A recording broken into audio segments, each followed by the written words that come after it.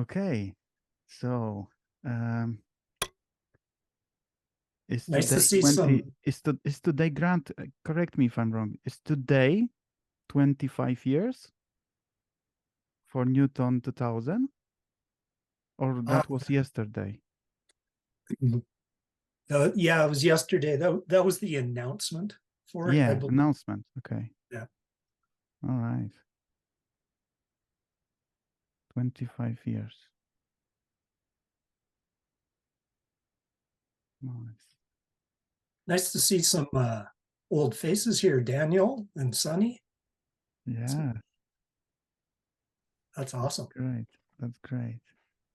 I think we've been around like 22 years with in the chat on the mailing list. Yeah.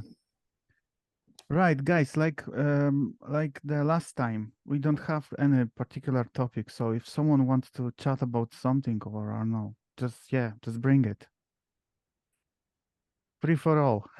Free for all. Okay, I just checked on Einstein, and my last commit was in June 19th, 2022. So I apologize. There's not really anything new.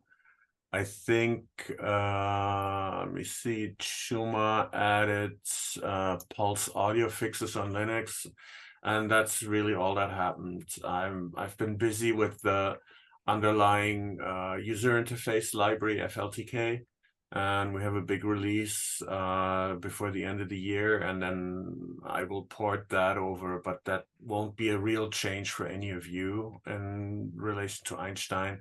It's just the software that's behind it. All right. And the only thing that I don't know is maybe interesting is I looked into SDL, which is a graphics library that runs on really anything and everything that has a computer screen somehow.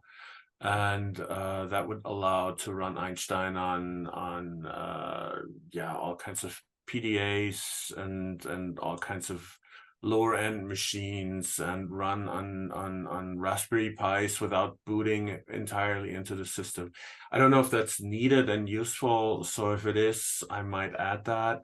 But other than that, I don't really have much on my list, I have to admit. So yeah, that's sorry, I don't have much more Einstein news.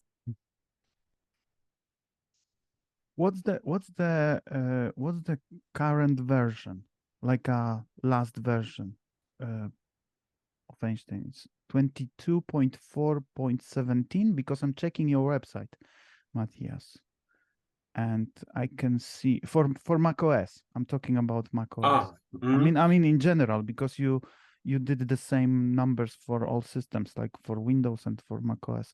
So on the website there is a 2022.4.17.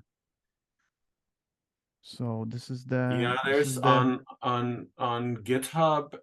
There's 2022 4.20. All right. Okay. Linux. So on the GitHub is the current version. And Windows. So there might be a few fixes. Okay. And you know how to find this on GitHub, or should I? I'll put the link in the chat. All right. How did that work? There.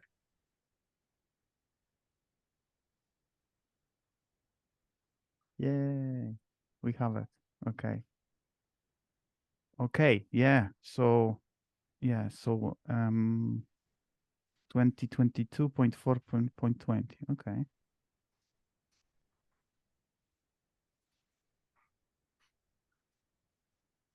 Printer support ported to Linux and Microsoft Windows in addition to the already working macOS implementation. So can we print from Einstein now on the printers? I'm sorry for the stupid question, but am I correct?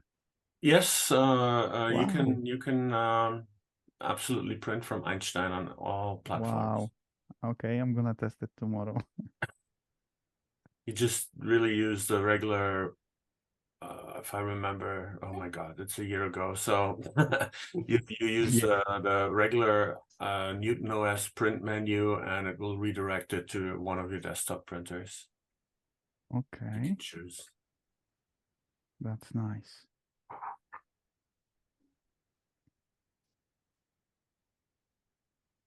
I have another question. Can I? What's the current difference between Cocoa version and FLTK? FLTK have more options. Am I correct? Because I don't remember. The Cocoa is the version that was originally written that Paul Guyot wrote, and it uses the Mac OS native interface. Okay. And it's a bit similar. The iOS version does the same. It uses the iOS native interface, a limited version of that. And when I ported it to Windows, in the beginning, it didn't have a user interface at all. It was just the emulator screen. And then since I'm one of the authors of FLTK, it's, I don't know if you guys know, there's a Qt, the alternative is a cross-platform user interface library. So when you program a button, the button looks the same no matter if you're on Mac, Windows, or Linux. And so I said, well, Cocoa doesn't make so much sense. I just wrap this in FLTK so I can compile the exact same code on any other platform. And back then I was very enthusiastic, hoping that I will have it run on Android soon too. And that's only 4 years ago and hasn't happened yet. So, but I'm still at it. And if I ever get that to work, then it would just compile for Android too, and for iOS and all the other platforms using this one FLTK. So you don't have to have different versions. You can have only one software version running on every platform. So the difference is that the Cocoa version, on top of what the FLTK version has, it has the little app that helps you download a ROM from a real machine. I haven't ported that because, in all honesty, I don't think that was ever used by anyone except for testing. Oh no, of course, it's being used by everyone who downloads his ROM. And exactly. So I haven't bothered too much. And all the other features, I have never backported them to Cocoa because it would be just duplicating code. And so if you want to use the PCMCIA card features or the developer features and all this stuff. Oh yeah, and the Cocoa version has a little bit better of a debug window. The original was just better than the one that I wrote, but that is part of porting. If we have the newest version of FLTK, I can port that better as well. So Okay. Sorry, I don't know if it makes a lot of sense. I'm just babbling here. No, But great. I think normally we just download the FLTK version, unless you want to do real super deep hardcore debugging in the machine code of Newton OS, and then you'd probably use the Cocoa version. Doug, have a question. All right, everybody hear me? Yes. Okay, cool. Matthias, I am curious, without going into a whole lot of detail, you're like 1 in 2,000. There's so many levels of so many things that you have to be aware of to be where you're at, understanding Einstein and iOS and Android and Mac and Windows and programs. Like, what would it take for anybody else in the world to be able to get to the point where you understand things as well as you do? Are you like our one and only God? No, I think what happened here is that just the stuff that I'm really interested in came kind of together. Like the older Newton OS stuff is 90s stuff, and I'm a kid of the 90s in computer respect. And so for me, this is just a huge Sudoku with a little bit more fields than normal, and I just like to solve them one by one. And the whole user interface stuff, I mean, yeah, I was writing professional software for 20 years for the film industry, and Also in the late in the 90s, and so back then this was all a lot more relevant. And when I see the script kiddies or the new programmers these days, how they program, that's completely different to what I know. And they're so much faster. They know more languages. They have all the internet and streaming and back end, front end, server stuff. I know not much about that. And then I just see that with my knowledge today in the job world, I probably wouldn't be able to get much going except taking care of 90s computers. So yeah, it's just a perfect mix of things that I'm really interested in. Over the years, have you had anybody contact you to ask for help bringing them up to speed to where you're at, so we can have, instead of, because that's a big burden to put on your shoulder in a way, because you're programming for, how many are there on the group right now? 2,000 throughout the world? On the list? That's on the list, yeah. Just under 1,000, I think, right now. Okay. And But that's, you know, that's a big, yeah, there's a lot of like people who are interested in it who have never joined the list as well. My degree's in computer science, but I've programmed for maybe 5 years out of my career. That's not what I do for a living. Are there others that you're helping to learn the things that you know? No, not really. I mean, it's as I said, I think a lot of the stuff that I do is in a way outdated and becoming a little bit the Don Quixote of programming, running after windmills. And it's funny, this whole user interface library, for example, was started pretty much exactly 30 years ago. This FLTK, and it's hilarious when I meet the people I started this with, and we all grew old together, and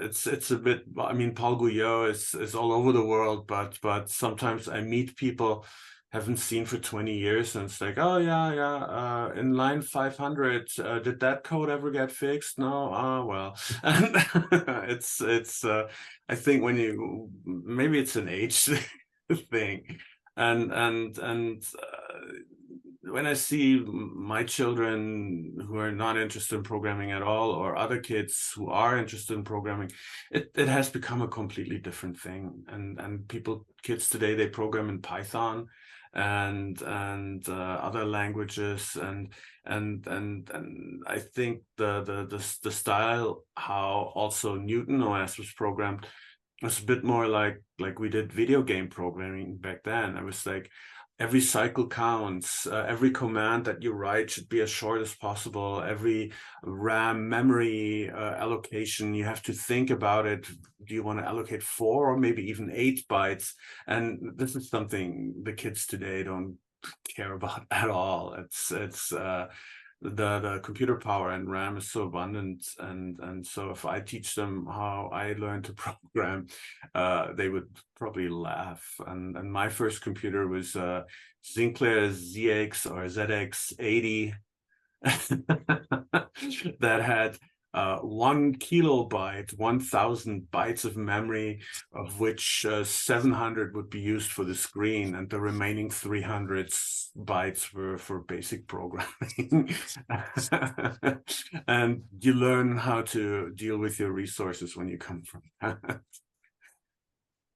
My preference for seeing Einstein continue into the future, and my preference for seeing it on the e-ink devices, seems to be a way to honor a forward moving direction of Newton. As I recall, the Newton itself cannot be speeded up anymore. It's kind of reached a dead end where we're at the point, yeah, maybe you can do one little, I don't remember if it was a crystal, or it's like, because the hardware has its physical speed limitations, it won't ever speed up. So having Einstein working on a device that is paper thin, has everything that the Newton can do, doesn't have a green backlight, which, well, I mean, you have to give up some things, but at least having the e-ink with Einstein and making sure that that lives into the future, that seems to be one valid way to support everybody in the group that is interested in the OS, the original implementation of it, and use the current technology to go head and shoulders way ahead of where Newton ever was able to get to. I'm sure we can find an e-ink display maker who fills the e-ink display with green balls, but one of the really awesome, insanely great works was done by Simon Bell. He basically reverse engineered and rewrote huge parts of Newton OS in native code. And he had it running to the point where there were actually was graphics appearing on the screen without using any emulation whatsoever. And if we would be able to program that and finish that, then you have it running at full speed on any device. I mean, faster than it was ever intended by a factor of 10 or so, 10 or 15 or 20. I think what eventually stopped him from continuing it was it's 32-bit, and he wrote it for Mac, and Mac is by now 64-bit only. You can't run 32-bit applications anymore. And if you do that, then he would have to rewrite the entire port once more to make it work on 64-bit, because it's such a verbatim copy of what the original OS is that it really relies on the 32-bit. I don't know if that's ever a way to do it. It would be great, because I think Newton OS itself, the ROM is 8 megabytes, and half of that is Newton script instructions that don't need to be translated anyway.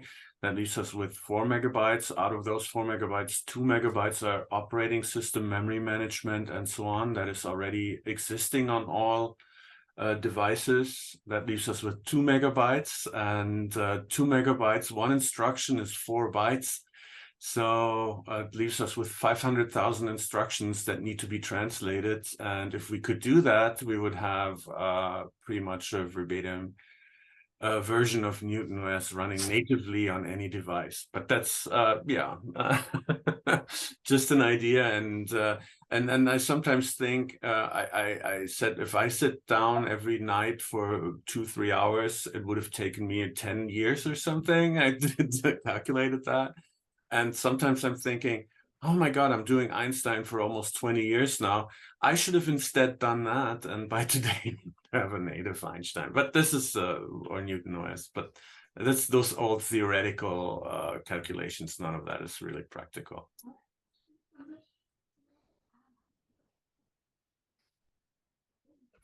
Daniel, I saw that you were raising an e-ink device. I think I've shown you this before. Some of you in the first thing. This is a Windows tablet. Has two displays. One of them is ink, and you can actually use the keyboard in here. But you can also mimic the Windows desktop here, and then you can run Einstein. It should run. Let me check. Let me see if you can see it. Let me see.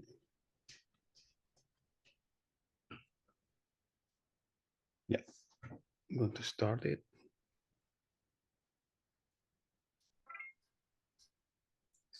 Putting Newton OS, yeah.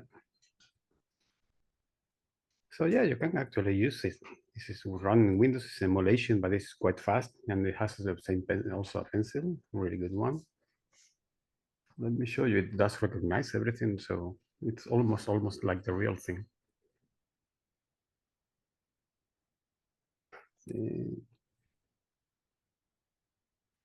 Takes a moment. This I just realized this is a very old version of Einstein, but still. See. Oh.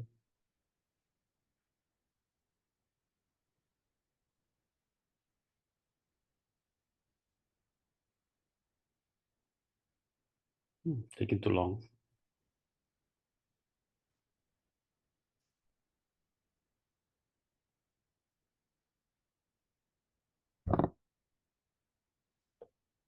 Nope. Okay, I will put it. Okay. Which device is that? This is called Lenovo Yoga Book 2. Oh, okay. Something like this. So you can see it has two displays. Oh, I can mimic it too. The bottom one is e-ink. Let's see if it can run. Gosh.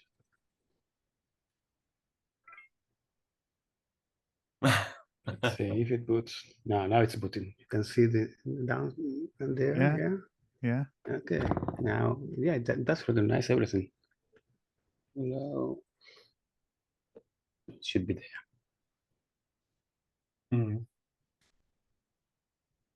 Right. No. Newton OS is great for e-ink devices, I think. Yeah. It works very well. I have a Extras. MobiScribe here. Yeah, too. Yeah.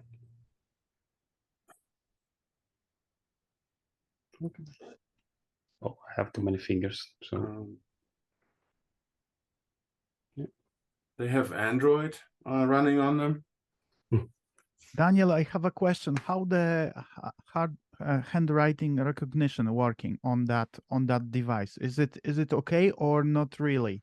Not really. All right, really. okay. Yeah, Because it works for a show, for a test, for a show, but not really usable. Yeah. It has some. I think the latency is not very good, so you get some pauses on mistakes, and that the Newton doesn't make sense of what you're writing actually. Right. I have the same. Matthias? Yeah, with the progress bar, I think you now see which version that is, how old that is. But yeah, it takes a while to boot, and I haven't found a way to keep it on. But it generally works. I mean, yeah, great.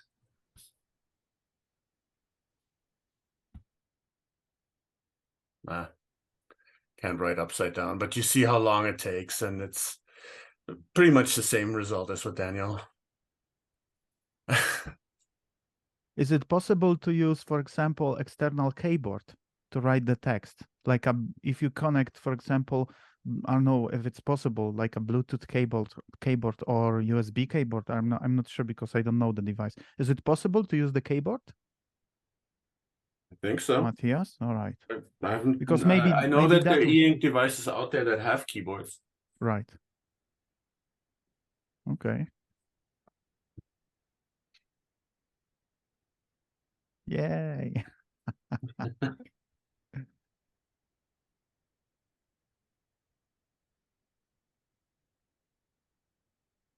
Okay. Yeah, so if anybody wants to learn ARM 32-bit programming and how to convert an assembly language program back into C++, I'll be happy to give some courses. And if all we put at this is like 500 people, we'll be done in a month or two or 5. How many people need to be in a class to secure your time, to your free time, to give a lesson? I think I'm horrible at teaching. I'm a typical software engineer. Come on. I have a different idea, Matthias, if I can bring my idea. Do you have a chance to maybe see, if I remember properly, the name Star Talk? It's a kind of channel on YouTube. I don't remember the names, but it's about physics, about astronomy, with a very famous, I forgot his name. Anyway, there's two guys, they chatting about some kind of subject. Oh, okay. And I thought maybe if me and you, we could record some kind of sessions about Einstein. We could prepare kind of topics and, do like a YouTube series, like a short videos about, how to install Einstein, how to use that function, how to do this, how to do that. Yeah. What do you think? We can try it out. I'm not entirely sure how that would work, but I'm not very experienced with really putting much on YouTube. I have a few I videos. I can deal with this, no problem. That will be my site, yeah. Okay. Your site would be to explain to the viewers, because I can see. I'm not sure. Correct me, guys, but I can see so from time to time we have some kind of new people on the group. Sometimes people coming back and they, for example, forget something because the last time they play with Newton was 10, 15, 20 years ago. And they just asking like, you know, the things some of us know, some of us don't remember. But could be, I think could be nice to have that short videos showing. Like, for example, recently someone asked about the Wi-Fi, current state of Wi-Fi networking for Newton, yeah? And there was kind of discussion on the group. So maybe that kind of videos would be interesting for people. What do you think? If you think about the NTLK, Newton Talk being, think of it as a business where Matthias is the head programmer, the Elon Musk of the programming. If there are individuals who are interested in advertising and marketing, that's the person, or those are the individuals who we can have going into other programming groups to let them know that we're here, and maybe hook a couple of the new programmers who have the new code sets and learn some of the old code sets to start developing the classroom individuals who can sit in to Matthias's classes that he teaches to teach the things that he wants to teach. Retro programming. Retro programming. Yeah. If we don't let them know that we're there, they never know that we're there, and we're kind of missing out because nobody knows that we're here, and we're kind of at a standstill. Yeah. Well, what would be, or what do you guys think would be really useful steps? I mean, we have 1,000 on the list. That's great. How many are actually using the device? How many would use it if it was on e-ink? And I wrote that in earlier in the list too. The biggest problem is that networking and internet was never really meant to be part of Newton OS. And if you look at all the apps that are online,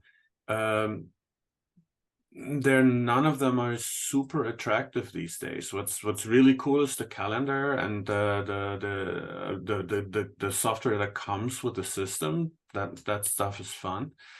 But above and beyond, what applications would be really interesting to port? And I'm asking this not out of a sense of being destructive or saying we shouldn't go in that direction. I'm asking more like, out of the whole catalog of apps that we have, would it be enough to implement a subset of what Newton OS can do so we can run the apps that are super important to us?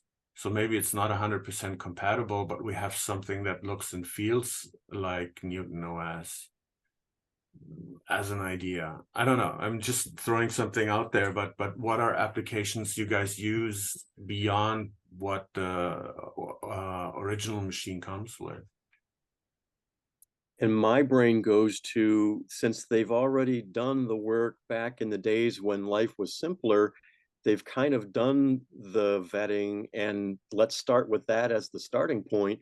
And then Matthias, you're making a good plea to, like, is that really the baseline that we want to be establishing if we get this interested group of 5 or 10 or 15 or 20 programmers come in and go, hey, teach us what we can know, but at least start with the basic applications that were already in place when you bought your first Newton 100 or 2 or 200 or whatever the numbers were, and this is the thing that everybody ends up using.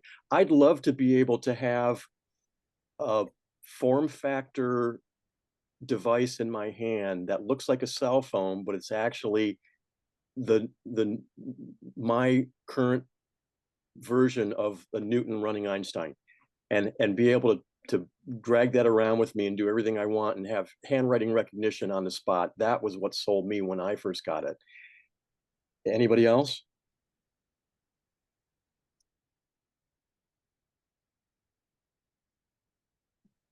I'm always looking for that since then, the Newton, and I'm always trying to find the latest devices that can do.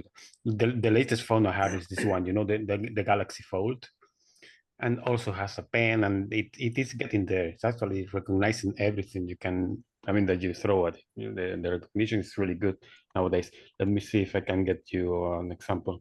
Pencil is not really good. You can see it's very small, but the cell, you can get better ones. Let me see if I can find a note-taking application here for you. I don't know. There are a lot of things that you can see here. For example, a new note.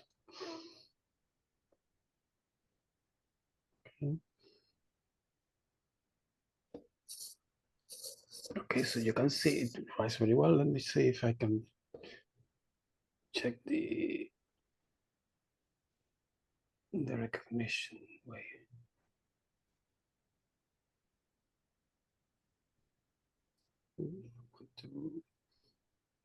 Check. I don't really use it, as you can see, but there is too many options. Too many options. Yeah, too many things, of course.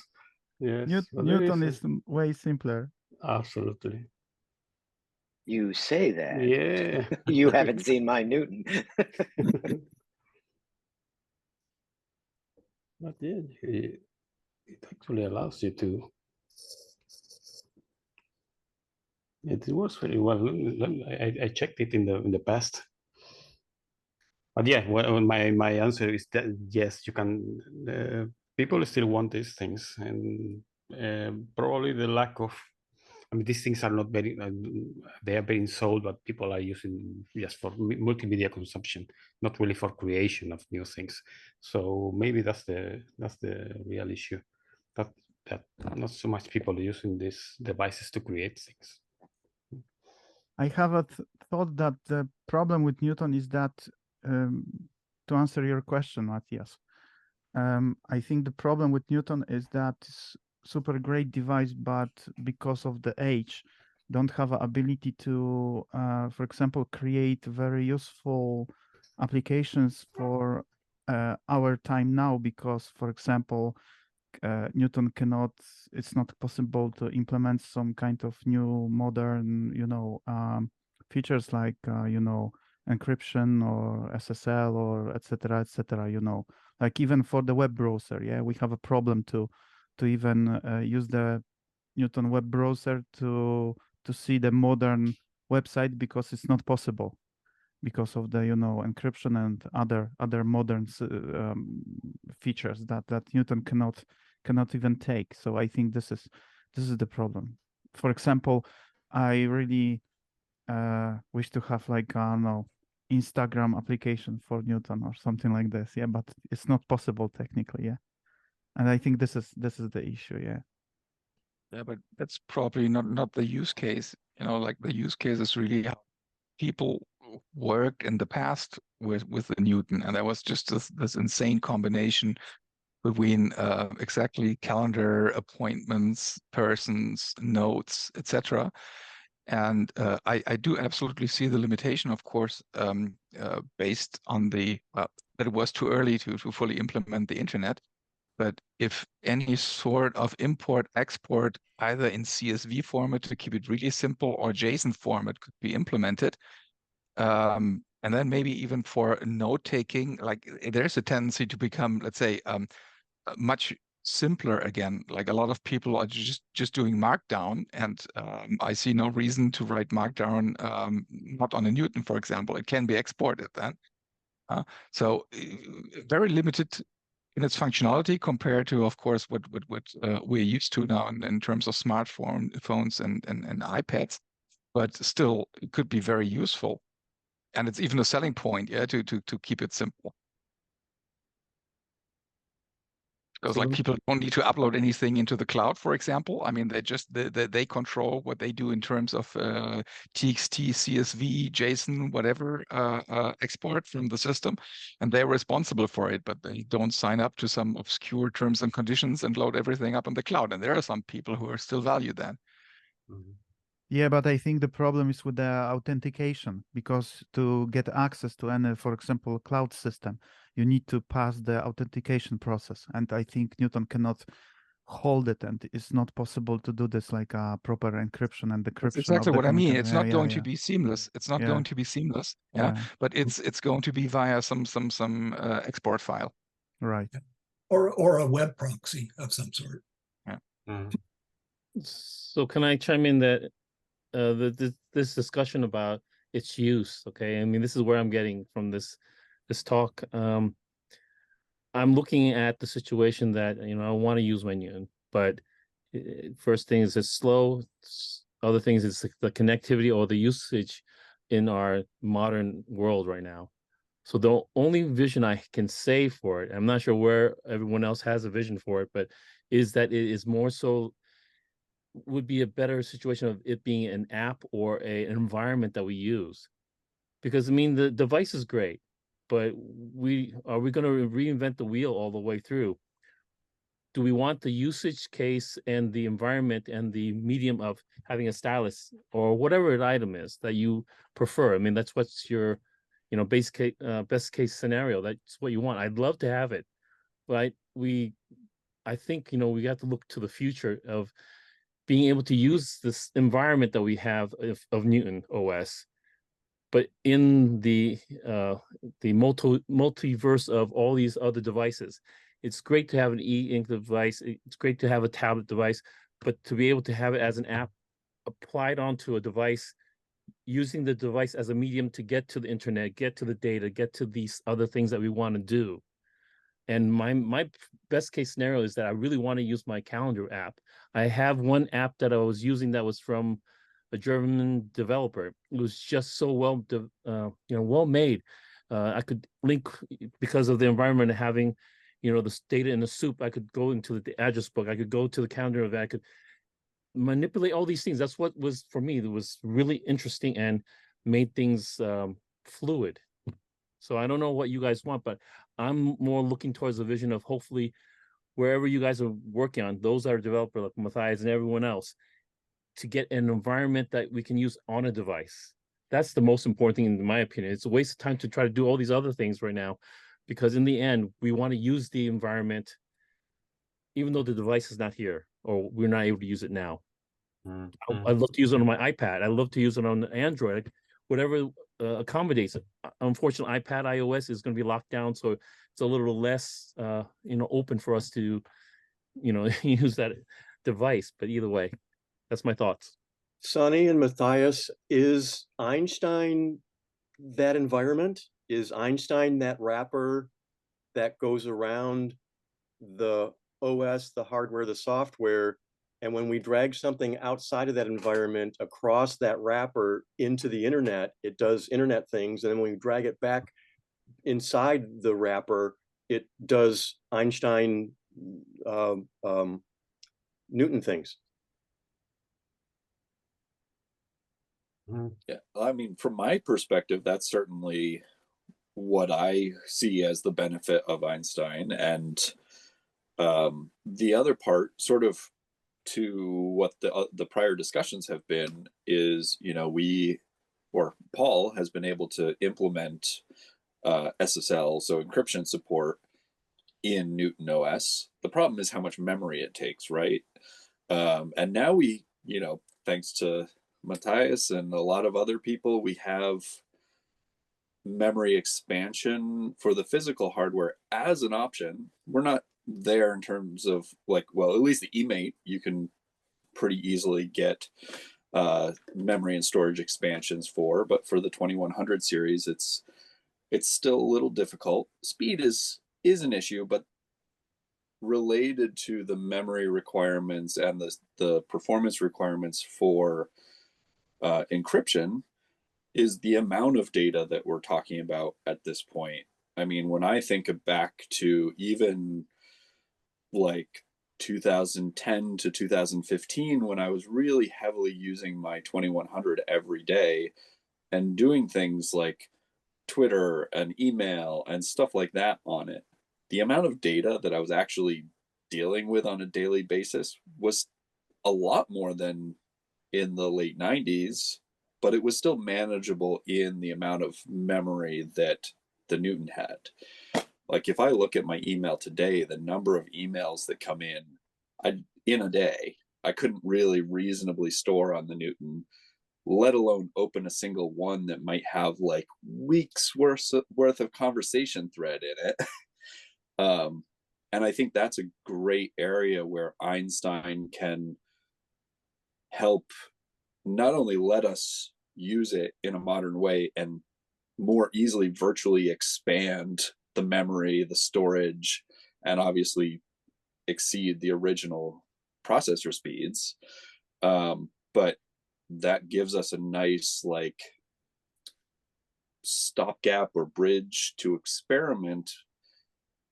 You know, we can run Einstein on multiple different platforms, but I know in the past we've discussed like, what could the next step be? Could we actually run sort of Newton OS as a wrapper, sort of like Classic was under Mac OS 10 for a while there, where you could sort of run it seamlessly. It was sort of, it was running in its own sandbox, but it sort of integrated better with the general user interface. Obviously, that's not really going to happen these days on mobile devices, but we could still get closer. And one of the benefits of Einstein all along has been that ability to sort of hook into native performant code on the underlying OS to take advantage of, to do things that just weren't, you know, we don't necessarily have to write everything for Newton OS, but it does sort of give us that longevity and that stopgap to like, if we can have Einstein really easy to get into a lot of people's hands and sort of help bridge some of those gaps to let people, you know, use social media or even just email, that would get us a lot further to remembering to use it. Because I still love, like, truthfully, I'm in the same boat as Sunny. Like, I loved the calendar apps and stuff like that. I used them, and actually Pocket Money as well. I used those things really heavily, even well after I should have stopped using my Newton in terms of everything else. But it was so organized, easy, and focused. Like I could just sit down with my Newton and Pocket Money and run through bills and invoices and set up, you know, budgets, no problem. Very focused with blinders on. Whereas now, like if I sit down and do anything like that, I'm getting notifications all over the place. I've got extra emails, and you know, it's just so much that the original hardware is great for just sort of doing that. And there's a place for that for those of us who still want to experiment with using the old hardware for things like that. But the benefit in connection is really in Einstein at this point for me. And I apologize, I was a little late to the game on this call, so I hope I didn't reiterate anything that was already covered. No, thank you very much. I mean, also Sonny, it's for me, I don't know if it's a good comparison, but it's a little bit like you love your own VW Beetle, and Einstein is like putting it on the back of a truck and driving the truck down the freeway. And the alternative would be to get a modern Beetle and drive that. And the question is, which one's better? The original Beetle on the back of the truck is very limited, but it's the one in the original. And driving the Beetle itself would be writing the old hardware and writing a language interpreter and saying, oh, we only need 5 programs that we really use that need to run, would be like the modern Beetle. And it would be fine, but it would not be the same. And so I think that is a little bit the decision, if any has to be made, that would have to be made. But I don't think there needs to be a decision. I think all three versions have their benefit.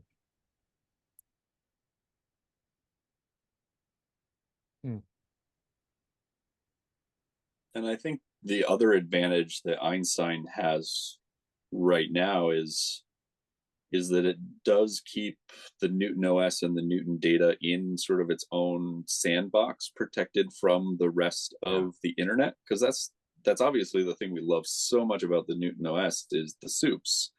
But like if we had a modern OS that used soups and any app could just dip into any data it wanted and do anything, like, yeah, it would just be a security nightmare.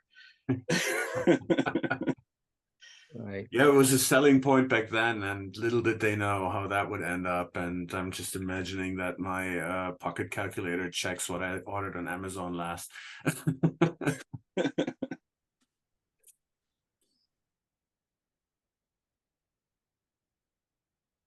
Okay, let me show you this. I got it now. This is the pencil now. Let me show you how it works, because now you can open a web browser, of course. You can go to Wikipedia, whatever, and you can actually write here like this. Like, you don't need to write in any spaces specifically, and you can. There are also some gestures that can do to delete and everything. Let me see. I cannot write. Let me see. You don't, and it works really, really well. A lot better than the actual Newton.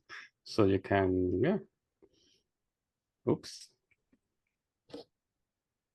Fingers. No. And also work with the calendar very well. Can create new things and write exactly where you want. And it recognizes really, really well. We don't like it because it have colors. Yeah, of course. No, I'm joking. It's awesome. And that's in the. I mean, this thing didn't work in the past. You had to write in a specific place for it to recognize. Now you can do it anywhere. Okay. Write your emails and fill a form naturally like in the Newton. So yeah, it's come a long way. Yeah, it took them only 27 years. Exactly, only that. Samsung was always pretty open to the pen and had the Notes version, and now I think the high-end all come default with a pen, and it's really nice. I wish it would sync better to my Mac, then I would stick with Samsung, but now I'm back on iOS, and I don't know how I feel about that. Especially then running Einstein on the iOS device doesn't really, on the phone at least, doesn't make sense, because there are no pens, and Newton OS without a pen really is not very exciting. Yeah, I know. The active, somewhat something like a pens. I bought it after you. Yeah. Yeah, actually, it's not super precise, yeah, but it's not bad actually, yeah. I can tell, yeah, but it's not usable, like you said, yeah. I completely don't understand why they couldn't apply using the Apple Pen with any smartphone, and why there is no handwrite recognition. I don't understand that, really. Yeah. That would be awesome to have an ability to make notes on the smartphone. That would be really great in the normal notes application. Yeah, I don't understand. Yeah, but yeah, they have a different vision now. I have a question, Matthias. Maybe not about the application for Newton OS, but about maybe application for Mac OS or Windows. Is it? I know it's that may be big ignorance from my side, because I always say that I totally don't understand programming, etc. I wish, but my brain is not able to do this. Is it because at this moment, what's the situation with the application to connect Newton with for example, with the Mac OS? The only two applications that matter at this moment are NCX and Newton. And Newton is very simple, because basically you can upload the packages on the Newton, and you can dump the ROM by this application, which is working really good. But NCX have a lot of glitches at this moment because this is quite old application. It's not developed anymore. So I thought how big hassle would be for modern programmers, like for example for macOS, to create the newer version based on the source of NCX, for example, because the source is available, yeah. So the communication protocol, etc., everything is figured out. It's not, there is no need to, you know, reverse engineering that or something. For example, create very similar application, because the NCX is really great, but for example, add some additional features, like for example, very quick and very simple exporting, importing the calendar content, or maybe other features. Do you think this is kind of big project, or that could be accomplished by one good programmer with the let's say kind of funds? Because what I'm thinking about to maybe create kind of, I don't know, Kickstarter or something, or even gather money from our community and pay to someone for the time, obviously, because that will take a lot of time to create newer version, and for the modern, even for the modern macOS systems, yeah, that application. What do you think about this? Or maybe you guys wanna say something about this, because I'm completely like, you know, I'm looking at this from the end user perspective, not from the technical. Can I interject for a moment? Yeah. We had I believe we had historically, we had one other guy from South America who had written the software for a Windows connectivity application. Okay. And then that went belly up. And the question would be to contact him, because you've got the software, at least on the Windows side, already pretty much packaged. And I'm not sure who's ever used it or what the functionality was, but at least I heard that it was functional and it worked well. So we wouldn't have to do the legwork again, and at least we'd have a structure to, because I'm not a programmer, you know, you at least have a prepackaged situation saying if he'd be interested, because he was selling it. That's why he decided to, I assume, shut down the situation. Yeah, the problem is I believe I remember I tried to use that software, but there was a problem because there's no way to pay him to get a serial number or something like this. So at this point, the software is completely useless because there is no way to run it actually. And I think on the modern Windows, if we talk about Windows, like a Windows 11 or Windows 10, that app will definitely not work. Yeah, like we have previous version of Newton connection or whatever. Yeah, I tried many times. The best result I get with my USB to serial port cable was I managed to establish the communication for a few seconds. I was managed to click the backup button, and the application just died, and the freeze whole Windows.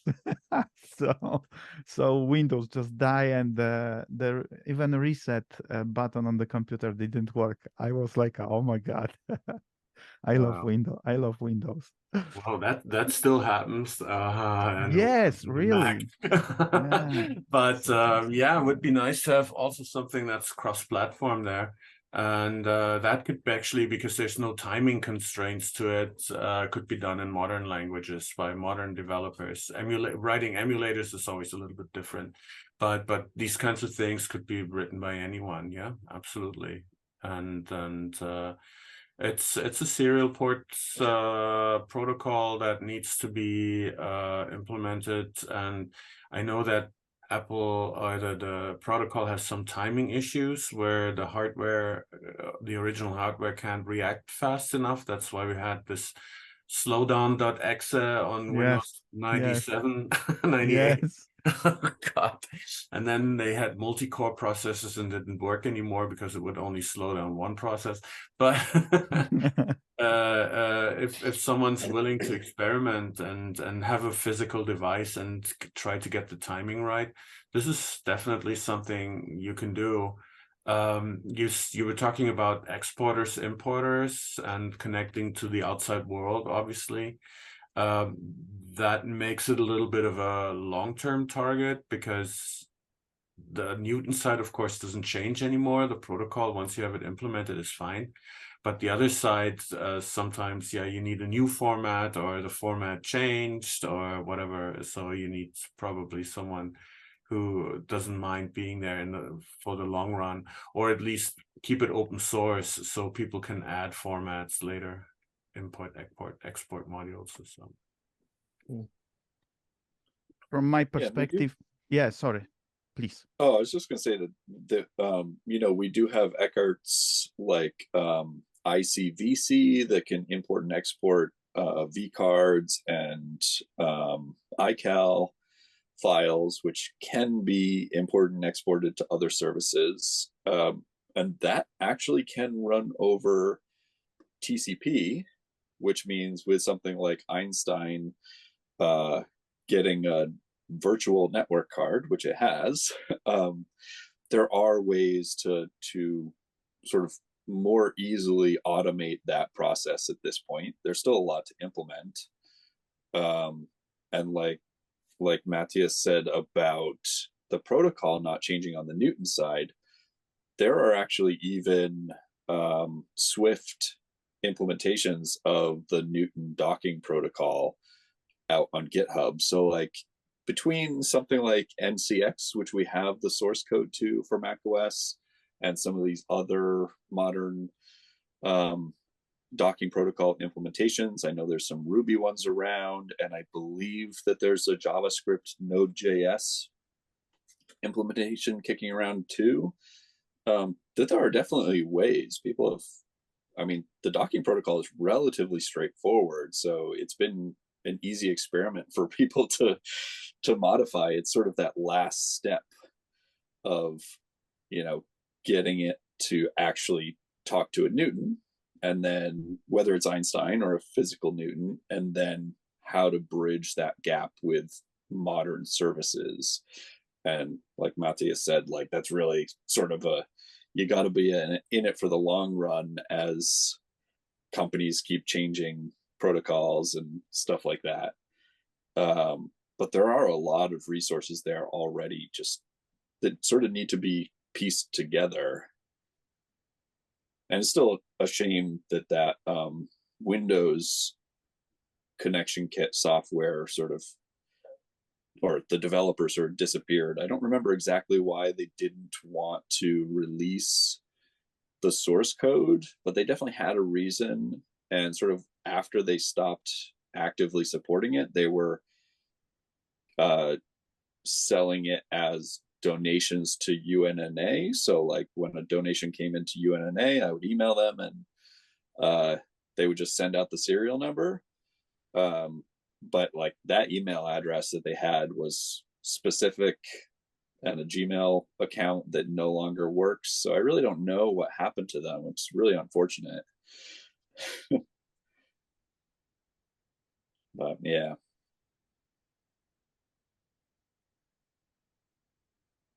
Yeah, you just don't want to hang in the end with command line downloaders and stuff. So it's always to wrap it into something usable, a nice UI, and then connect it, hook it to the other stuff. I'm sure it's absolutely doable. For me, it's like the formula and the user interface of NCX is really great. Yeah, I just wish to see that application in a modern version, like a more modern user interface and additional options like import notes, export notes, import calendar, export calendar. That would be great. That would be great to have it, because most of us like for example, Morgan, yeah, we use calendar and notes. So I think that would be really great to have. Grant just put on the chat a link to Newton Kit. It's implementation of the Apple Newton dock protocol in Swift. Very interesting stuff. Yeah, but it's a like a terminal access to this. Yeah, am I correct? Or how it's working? In this case, yes, but it truthfully, like New 10, that is a Objective-C Cocoa, or sorry, not Cocoa, an Objective-C wrapper around, I think it was Unix NPI or something like that. That's just a command line utility. So it's actually relatively straightforward to slap a pretty user interface on a command line tool, and lots of developers do that. And actually, that might be a good advantage these days, because even under Windows, you have WSL, which is the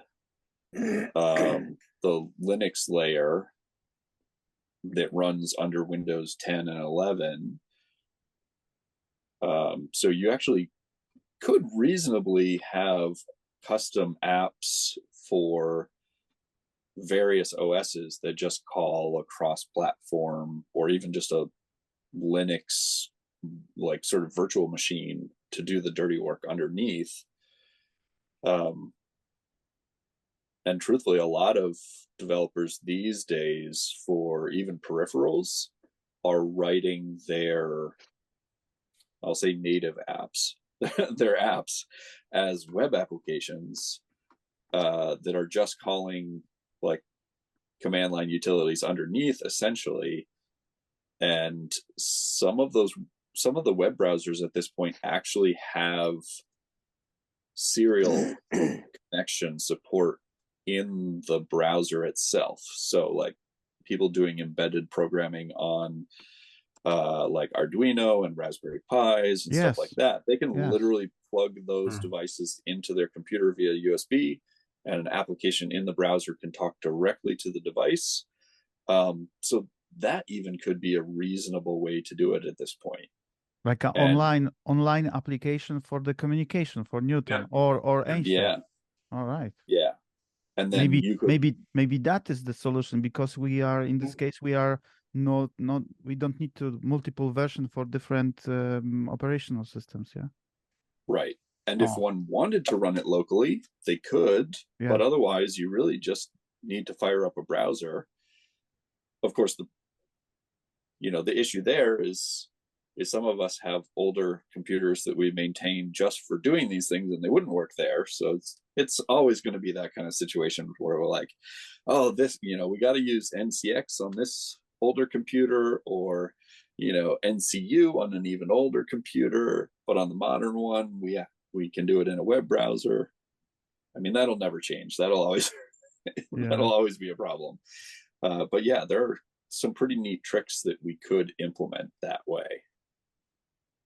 That's actually a great idea. I mean, if you can run Google Chrome, you can do so much. And I remember years ago already, I had actually there's an app online where you upload a printed circuit board layout, and it controls over the serial port your CNC machine to cut the board out. And I mean, how crazy is that? You use a web app to control a CNC machine with a 2 horsepower electric motor on it. Pretty insane, but it works. And I've seen people do it. I tried it myself, and it works. And unless your internet breaks down and then your machine drills holes where it's not supposed to. But hey, and I can totally see that you don't have to download anything, you don't have to install anything. You just go on a web page and have a synchronizer for your Newton. That sounds really nice. And that has the advantage too. I mean, advantage and disadvantage, right? There are certainly some risks, but that means that a service like that, if you ran it as a service, you could authorize that application to connect to your Google account or things like that. So if you wanted to not even try to sync with a desktop client and have it jump through hoops generating like iCal files that you could then upload to Google. Like you literally could just have it transfer the data right into your Gmail account and your Google Calendar. Doing the reverse would certainly be possible, but I would see like my own like Google account would take a long time to download all the contacts into my Newton. But yeah. But now we're in the middle of the cloud. I mean, didn't we want to avoid the cloud? Well, I don't remember. Yeah, I would be hesitant for sure, but it would be an interesting option that would be there, because you can totally do that on the desktop too, but essentially everyone would need to set up their own API key to Google to do it locally, whereas in a cloud service that could just be done once and somebody says, yes, I want to approve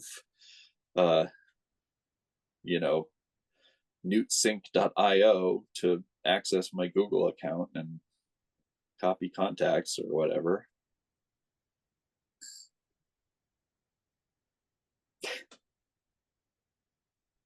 I'm so amazed on how many addresses I've collected over the years. They probably absolutely don't fit into 2 or 4 megabytes of RAM anymore.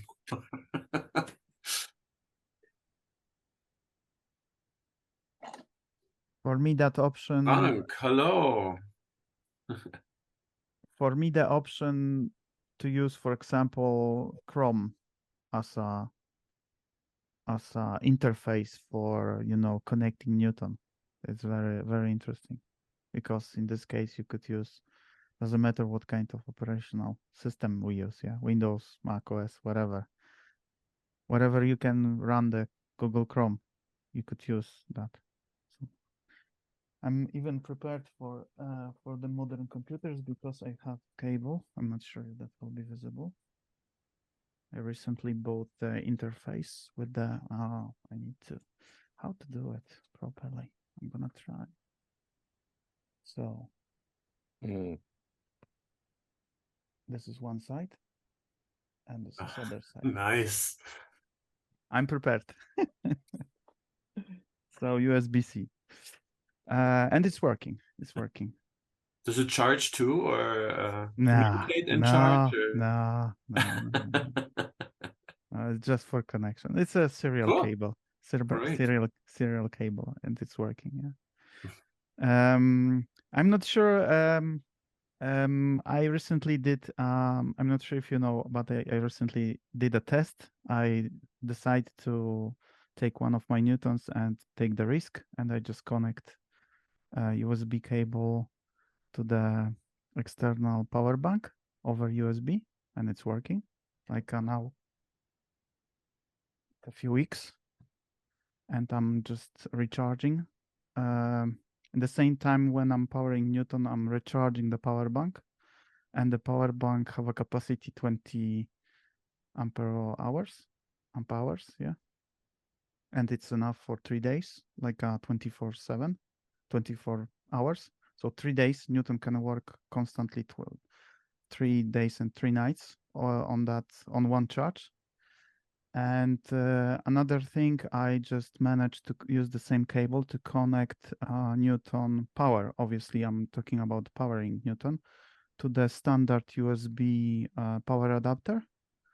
And it's working really nice. No problems. I checked the voltage and currents. Everything is like should be. So Newton just need 5 volts and taking about in the idle state, taking about 30 milliamps only, 30, 40 milliamps. But when I'm run Wi-Fi card, it take 300 milliamps, but it's still 0.3 of amp with the 5 volts. And Newton is very stable. No weird things. Everything's fine. Temperature, everything is like a standard one. So I think this is kind of solution for replacing just the standard power adapter for the Newton. It's very simple cable for $7, I think, or something like this. and it's working. So if someone wants to try, I can provide the links. The cable is available on Amazon, and yeah, and a decent USB charger will work. You need at least 1 amp, so even the very old USB power adapters can hold Newton. I couldn't reach more than 370 milliamps. So even the charger could give half of the amp, will be perfectly fine for Newton. Yeah. I didn't try that with charging internal battery. When you have, chargeable, rechargeable battery. I didn't try it, and I'm not sure how Newton will work with this, and maybe that can be issue. But I've never used my Newton with the rechargeable batteries. I'm just using the AA batteries in the battery tray, and that's working really nice. The one thing I discover is that Newton, I'm not sure why, maybe because the voltage from the batteries is higher than from the power adapter.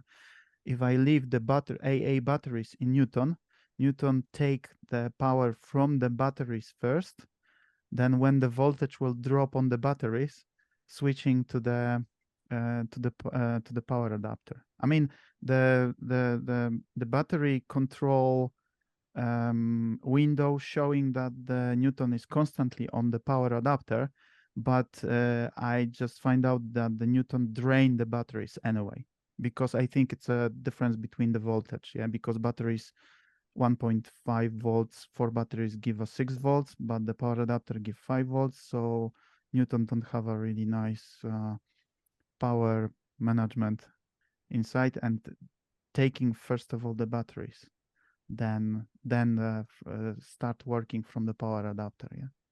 So if someone is interested in that kind of cable, yeah, I'm happy to share that. So let me know.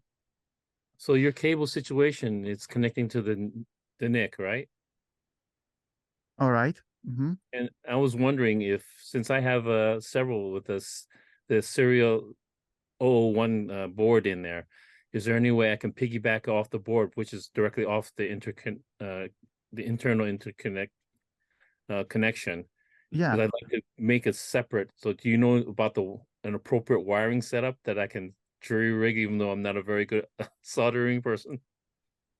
I mean, the cable I have, it's USB to the serial, so rounded, yeah, 8-pin, yeah. So if you have that board in Newton, so you have access to the standard, rounded serial connector, yeah, you can just use that cable and that's it, yeah. And any software, like, I'm not sure if do you use macOS? I understand, yeah. Yes. Yeah, so NCX or Newton, and yeah, it's talking with Newton perfectly fine. NCX have obviously a few glitches. I'm currently on, I have now, sorry, Ventura. I don't have the newest one, but I think will be no problem with the newest macOS with the cables. At least other people didn't report any issue, yeah.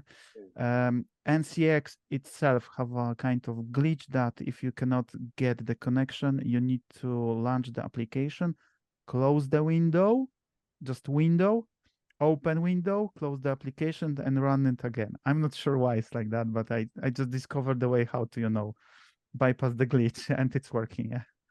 So yeah, the cable itself working. Yeah. But also I mentioned about that power option, because in this case I can take my Newton with me, and I can work 3 days on one power bank, and it's fine.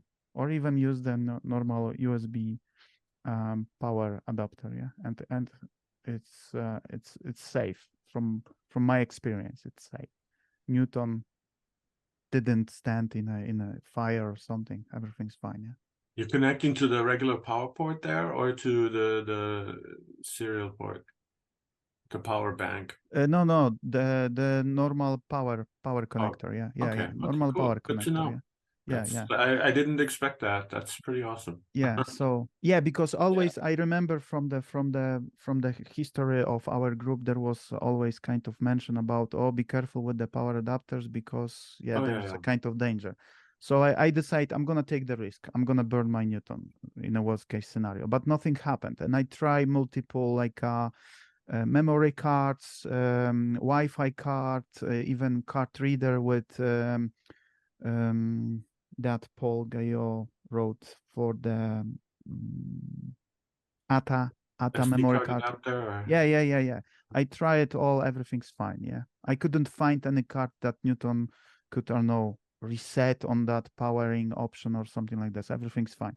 And I bought especially that kind of boards like a USB to USB with the display with the, you know, voltage and current to check if the current is not, you know, enormous or maybe the voltage going up or something. Everything's fine. Everything's super precise and super stable. Yeah. So I can say 99% is super safe. Yeah, from my experience. At least Newton is on my desk like over a month and working constantly, working actually with NPDS. So 24/7. Yeah. So and everything's fine. Yeah. No glitches. Yeah. Now I saw, I'm not sure that I believe that was Noah. He asked about the option how to combine both cables like a like a serial cable and the powering, yeah. But I'm not sure how much current the interconnector, yeah, the connector can hold, because I'm not sure how much current, how big current can go through the small tiny pins. I'm not sure. I can tell you that the internal connector, don't ask me why I remember that, can do 1 amp per pin. And they use 3 ground pins and 3 power pins. So the internal connector can get 3 amps through it. Well, so yeah, there is no problem. Be super careful because the internal connector, as opposed to the outside connector, has no fuse, nothing. It goes right away to the battery. And they warn in the documentation several times that it's can be dangerous to connect through that port directly. Directly, yes. Yeah. I think the power port and the serial port in the back, or the multi-purpose connector in the back, they both are fused and go through a system that makes it a little bit more secure. But we do know that Newton's got fried from bad power supplies. The problem is that the maximum voltage is 7.4. And really bad power supplies, they are meant to have 7 volt, but if they're not connected to anything, if they don't have a load on them, they can sometimes be 12 volts and more. And only when they have a load, they go down to 7 volts. And this short time from connecting the power supply to when the power connector sees there's a load is already enough to destroy the Newton, unfortunately. Right, so that was the case. But I think USB power adapters are free from this. Oh yeah. Because, I mean, you have expensive phones hanging on those. I think they're relatively careful. Yeah. Frank, So, can I ask you a question about this related item? When you opened up the free dock, did you see anything regarding fuses or stuff on the power lines? Because that connects only to the NIC and with a power adapter. Did you have a chance? You mean me? I haven't looked at the hardware. I just read that in the documentation that the internal port is not fused. That's all I know. I haven't checked the hardware. No, I was asking. You're mute, Frank. Yeah. You're still muted.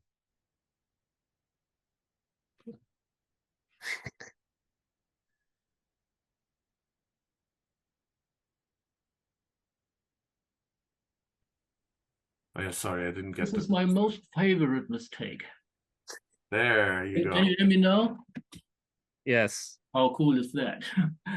Yeah, I don't really recall if there was a fuse in the power dock or not, but I think there was, but I wouldn't bet on it. I would have to dig that thing out and look again. Did you take pictures of the free dock when you opened up to look at the PCB board? Yes, they should be on my website, in fact, in the hardware section. Yeah, I haven't used that in a while. That's why I was wondering, because I really want to connect it internally, but Matthias, it's scaring me about, burning my 4 newtons up.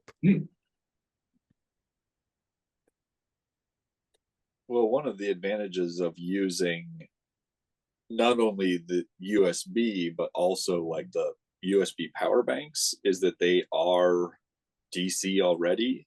So they're not going through any kind of AC to DC conversion where, if you use cheap hardware, that, you're likely to get more spikes than just going straight DC, where, as Matthias said, like, you've got expensive phones plugging in there. Plus, even though they are generally like smart connections now to do fast charging, they default to like assuming that it's a dumb device and can't fast charge.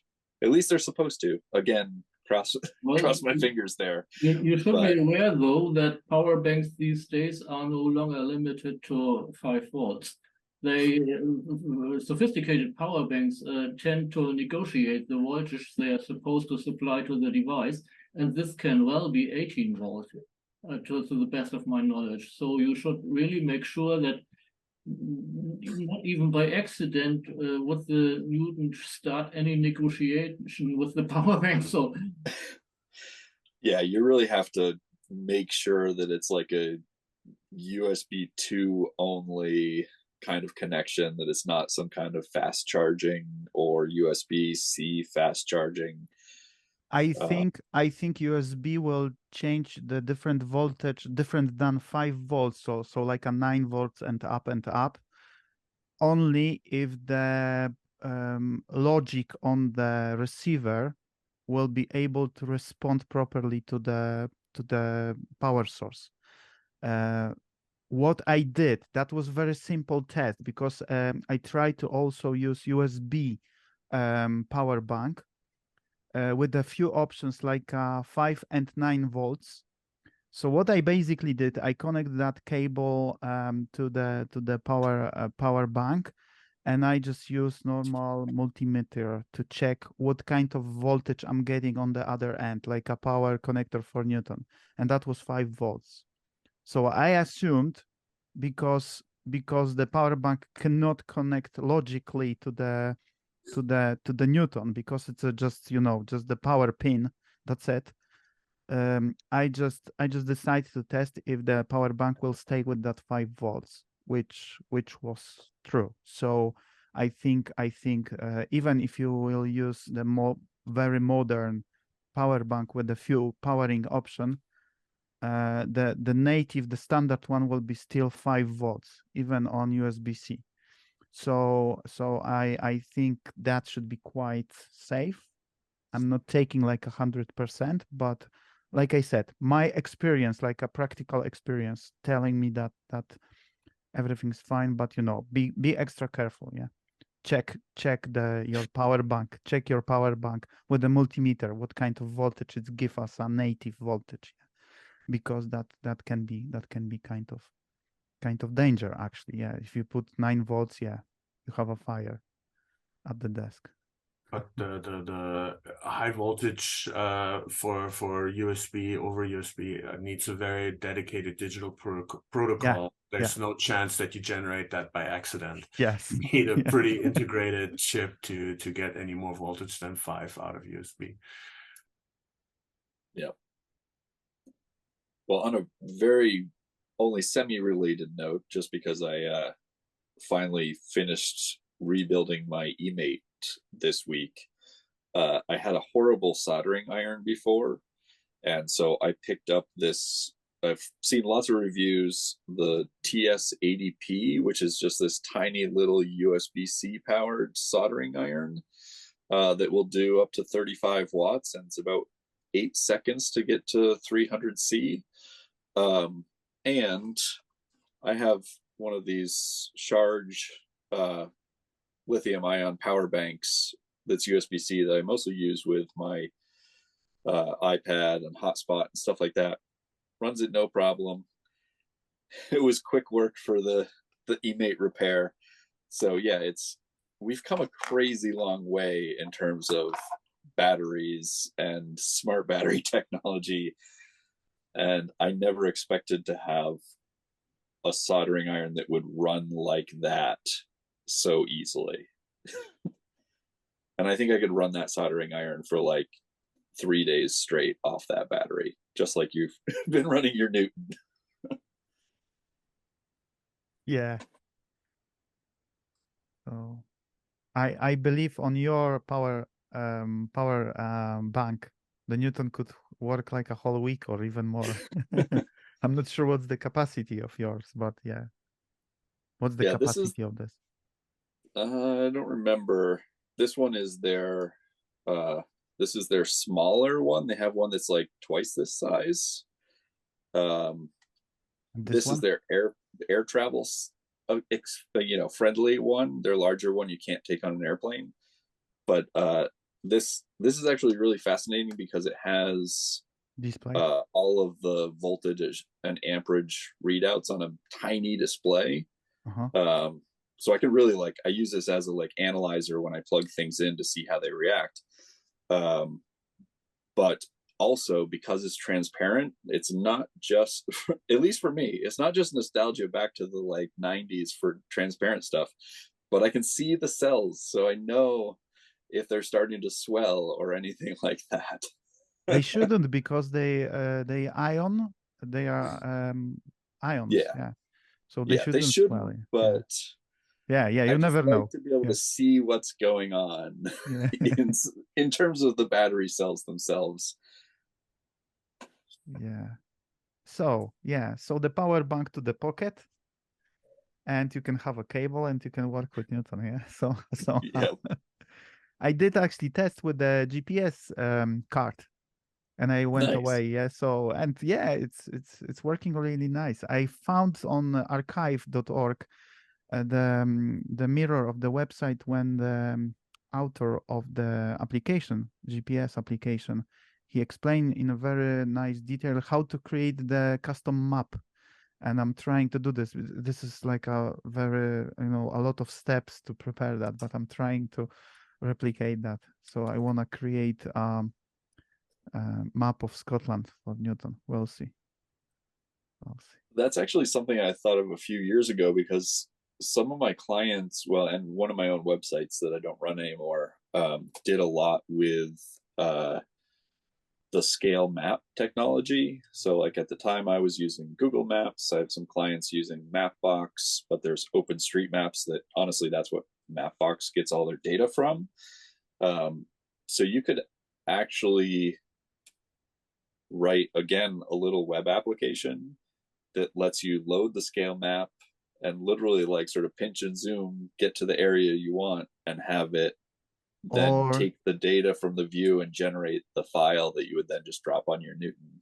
Or maybe vector version of GPS map, like offline, obviously, but the vector version, because GPS map based on the physical picture of the map, originally. So it's not vector type of the map. So you cannot, zoom efficiently. But so Matthias, GPS application, like a vector GPS map for Newton.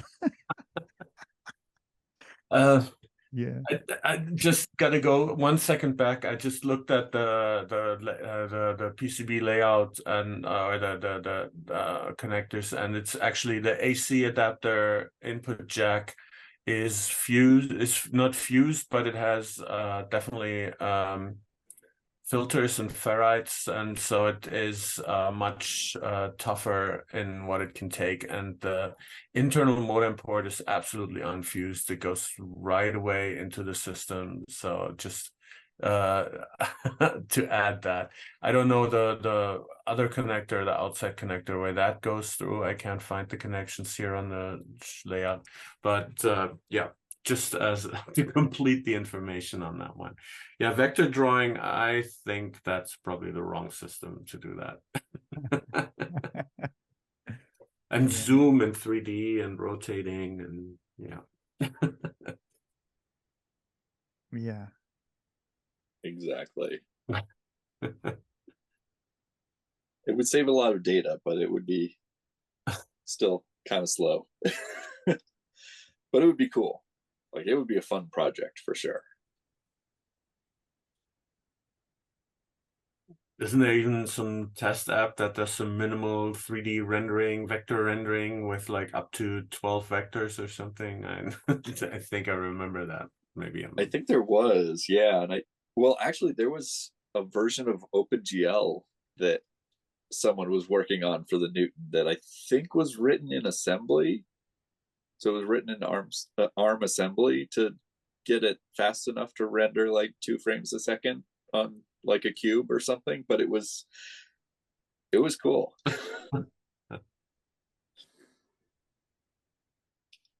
I don't know that it really would save that much effort to like, port other OpenGL code to Newton OS, but it was a cool concept. Isn't there an app that can display flight maps? I assume that handles vector data to a certain degree. I don't know how useful that is these days, but back then it was probably revolutionary. Right. Yeah, I can't remember. I wonder if that was GPS map or one of the others that was used for flight maps. I can't remember. I did find that it looks like the soaring.de site is on the UNNA mirrors. So there's at least some of that GPS map and GPS Maps Lite original website data there too.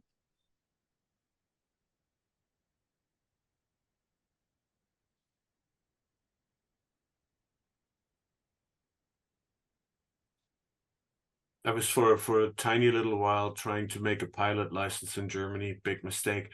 And the Newton would have been too revolutionary to bring. I mean, the Cessna, on which we learned, was from 72 or something. So it's like, don't bring this modern stuff, go away. Yeah, I don't know how people can do that.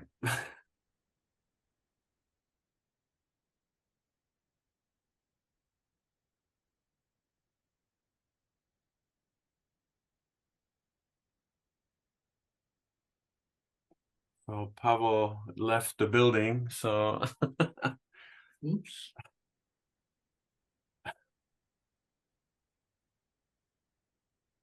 I think he has. No, I didn't. No, I didn't. I didn't. I just went for a second away. Here. Did I read that right? That you tried out buying one of those connectors and modifying them to connect to the outer serial port? Or you're asking me? Yes. No, I didn't. That was someone else, I think. Oh, it was someone else. What did I read then? I shouldn't read at after midnight. Yeah, that was on Newton Talk, yeah? I think that was in Newton Talk, yeah. Yeah. I spent some time trying to find a connector that actually fits in the back serial ports, the outside ones, since those are not manufactured anymore. And I was actually able to find one single crazy piece of connector that can be modified to fit into that port. And so the serial adapter or a USB to the port in the back adapter could be made, because those are really hard to find and buy. So, but yeah, they don't fit very well, but they do fit. It's possible. Yeah, I saw that. That was impressive. And I guess, I don't remember how much cutting and filing you had to do, but maybe we could, set up a CNC connected to a website and, drop them in there and shave them down. And I think the biggest problem was that there's no lock, obviously no mechanical lock. So it fits, the contacts seem to be safe enough to do something with it, but it just falls out when you move the machine. So it was never a good idea to move the Newton with anything connected to the interconnect port anyway, so it might be safer. Yeah. What about to order kind of bunch of that kind of connectors, like a custom made? Is it possible? Matthias, you have more experience with that kind of things. Is it possible or not now?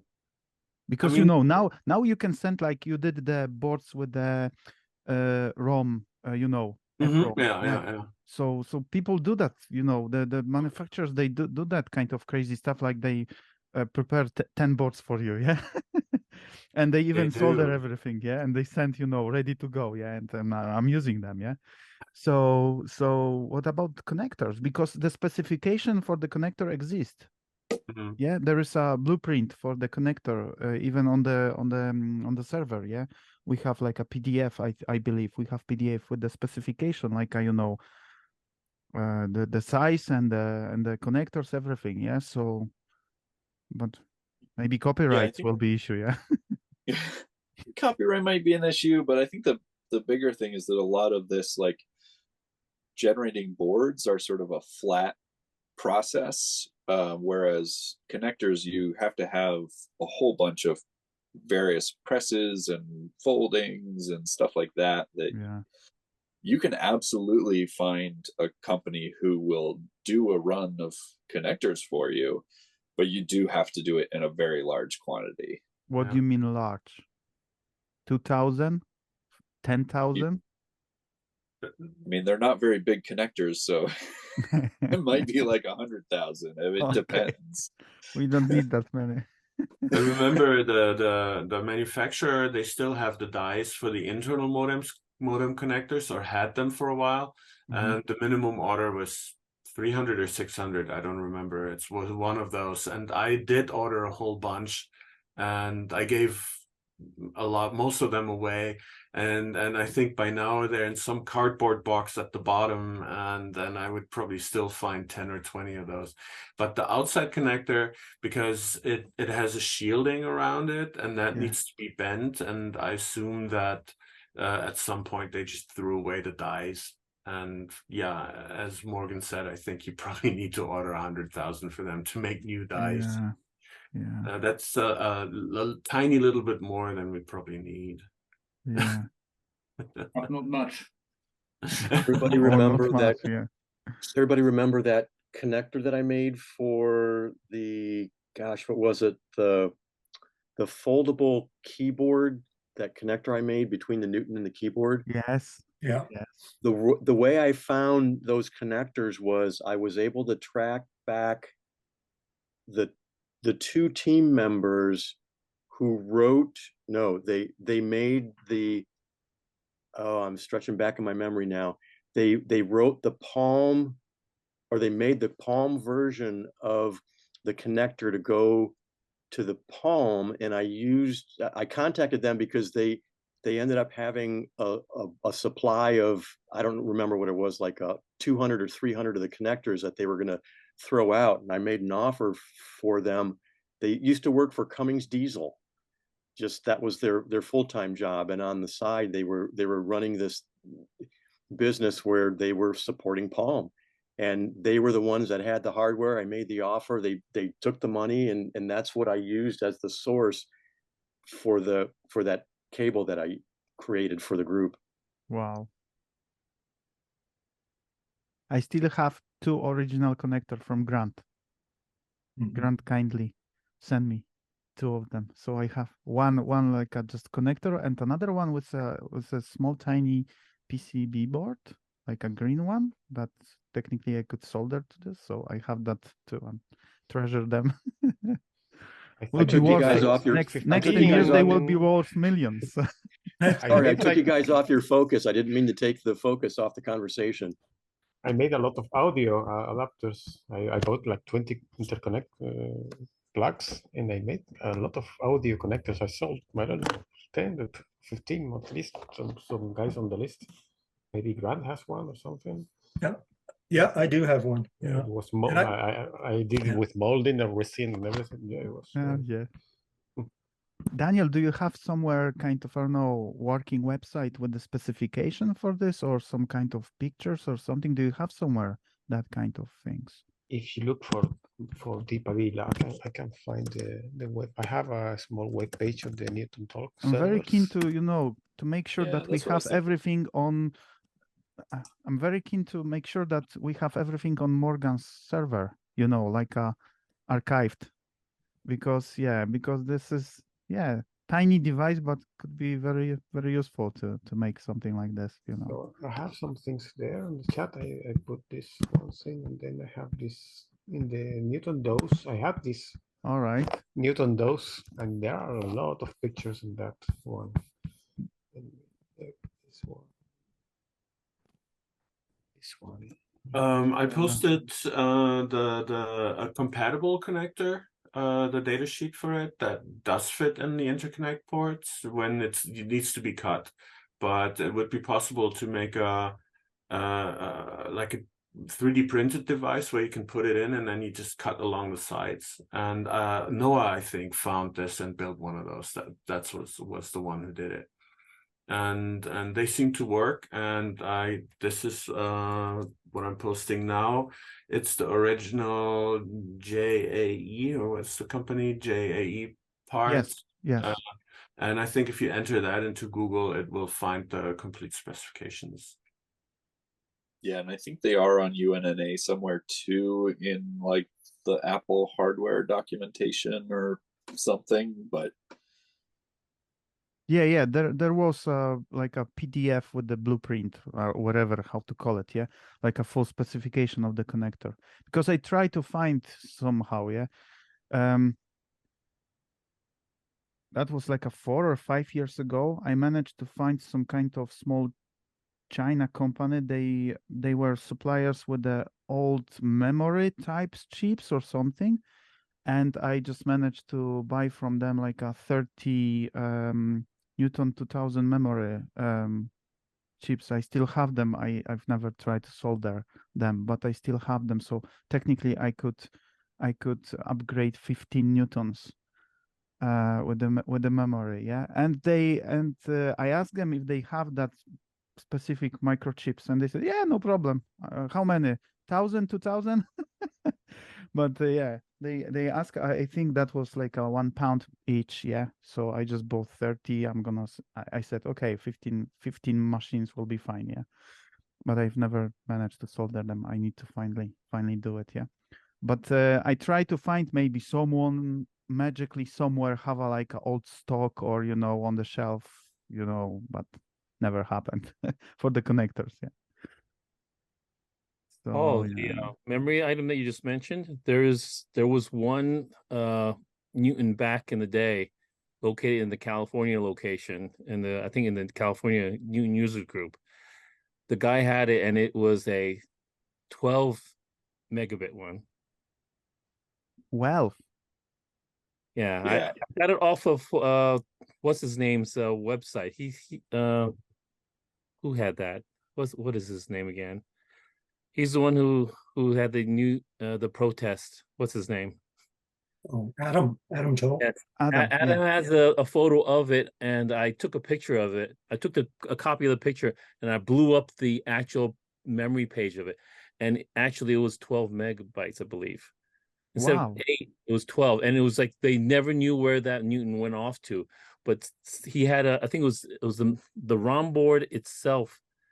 It was one thing, but I'm not sure how the memory was done, but it was just that machine just happened to be probably like a prototype or whatever.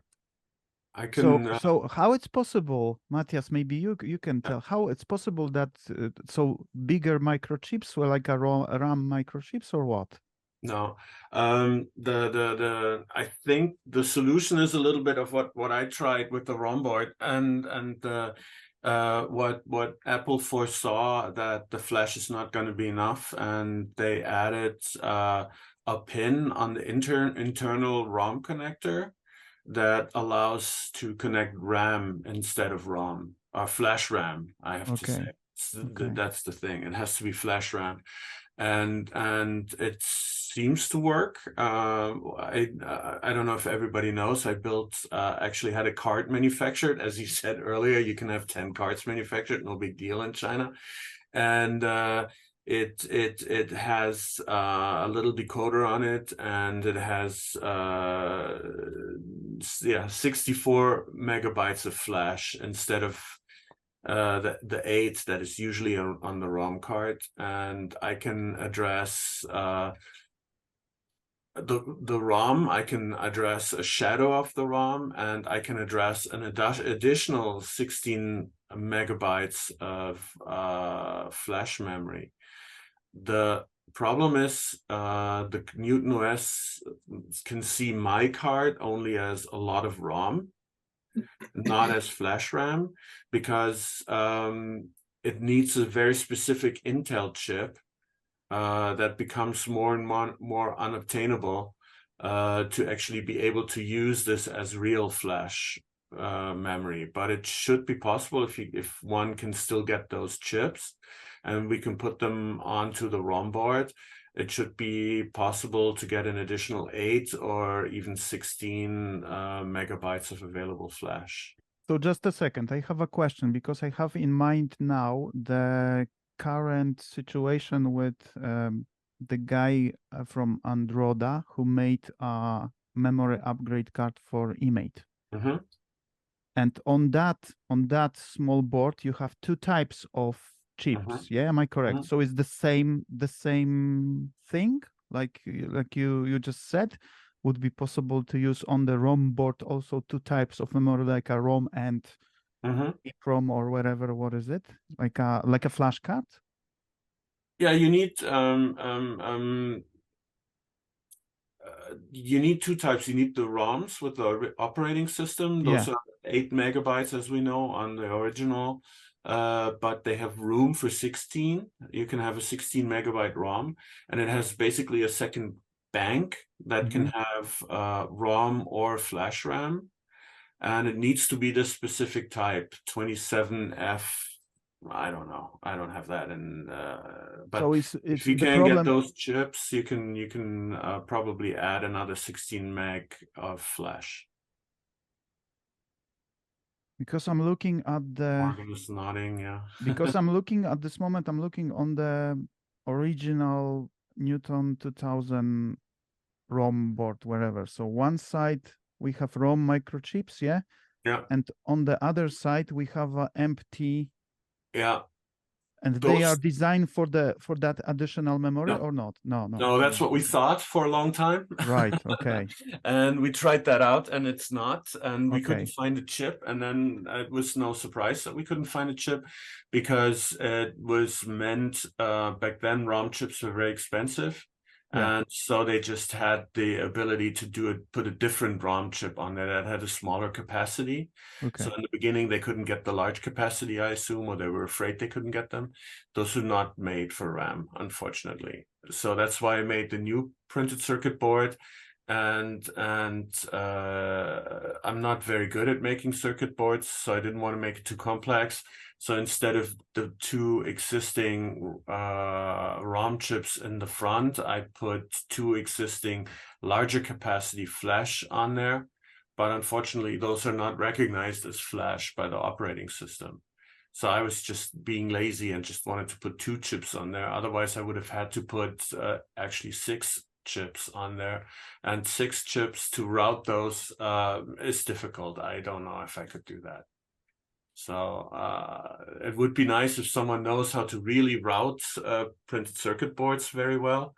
But you need to bring 6 chips on this tiny little board, and for someone who has the right software to do it, can probably easily do it. I'm not good at that. Good enough. Okay. That actually. Grant just put on the chat the link to the 11 megabytes internal flash ROM card from DVT message pad. Yeah. I stand corrected. It's a weird. Why is 11? Yeah, I don't know. Thanks for Sunny for putting that on his Flickr account there. I knew I had seen it somewhere. You can actually see the guy who owns it or owned the Newton right there in the set. Maybe Wayne, track him down for me. Yeah. It's a shame that there is no photo of the board itself. It's too small. It's under his fingers. Yeah. It's probably an additional 8 plus the 4 built in minus what the operating system takes, so you end up with 11. Right. Right. Yeah, but physically, where the memory chips are, on the main board or on the back side of ROM? the ROM board, where you have Okay. the empty spaces, but they need a different pin out. Right, right. So that's like a super custom ROM board, yeah. He's better at routing than I am, obviously. I have one DVT message pad, but those one do not report 11 megabytes, unfortunately. It's a standard 4. Yeah, I should actually check my DVTs and my EVTs. I haven't fired them up in so long, but I've got several of them, and Try you never maybe know one. what might be inside one of them. Right. Yeah. So maybe if when you discover 11, please make a big photo of the board, yeah? At least Yeah. we'll see what's going on there, yeah? Yeah. Could be nice. And Yeah? well, and some 11 of the, megabytes, guys, imagine 11 megabytes of memory in Newton. Wow. Craziness. You can put even 2 MP3 songs there. Yeah, that would be really nice. Yeah, I've been really impressed with what a lot of the retro communities have been doing in terms of making new logic boards, new RAM modules, and all sorts of stuff for, like, you know, Amigas and early Macs and stuff like that. It's super impressive. And I know that the Newton has a lot of, or at least a couple of, like, really custom logic chips on them, at least in the MessagePad 2000 series. And I'm wondering at this point whether, if we were to ever get to the point where we wanted to do something like that, could we use FPGA chips to replace those custom logic chips if we could, like, decompile or I mean, technically, I guess what a lot of those people do is they delid them and then scan them and then shave off a layer and scan them and then just sort of like literally reprogram the FPGA that way, you know, based on the actual logic of the chip. I don't know. Another one of those like pie in the sky dreams. That is happening. Yeah, I'm also involved in the MSX in the scene. I do several events, even in my city and everything. And yeah, a lot of music chips are doing. Some people doing that for the music chips. They take out the rosin and they scan it perfectly, and they go logic gate by logic gate, and they copy it and they create the Verilog or the VHDL core, IP core, and then somebody else put it in the FPGA. And yeah, this is happening. There is now one of those, the MSX, the last MSX was made in 1990, and one of the big system on chip that handle the whole computer is actually being copied in that way. So yeah, but it takes a long time to do it. It's be a really, really big job. Yeah, we've at least done that with like you did that with the ROM boards, right, Matthias? Like, yeah. Just you sanded it down just to figure out what the different layers were. Exactly. Yeah, I mean that's the low end version of that versus decapping entire chips. But yeah, that's exactly how I was too lazy to measure the ROM board, so I just filed it off and looked at the different layers. Yeah, good way to do it. But I looked at one project that they did for the Amiga, which is where I'm originally coming from, and the later Amigas had PCM-CIA slots, and there are flash RAM cards, actually, RAM cards for those available, and the decoding is done with one of those field FPGAs. And I looked at those, and in theory, you can actually put them into a Newton. You just have to program the FPGA differently, and they should more or less work. But that's the theory. The practical side is one of the first lines you read is, oh yeah, we developed this PCB, but we can't really get connectors anymore to build them physically. and I looked at the delivery situation of PCMCIA stuff, and it's close to zero. There are a few things where, I don't know, some manufacturers or some distributors have still like 300 in stock, but will not reorder. And I don't know if I'm gonna develop anything based on that. Exactly. Yeah, plus we have the SD card adapter option, and SD card adapters for some reason seem to be around a lot, and if the driver is installed, it seems to work, I assume. So the flash availability is still there. I think we get more into a problem at some point that the internal RAM is so small, and I don't see a solution to fix that.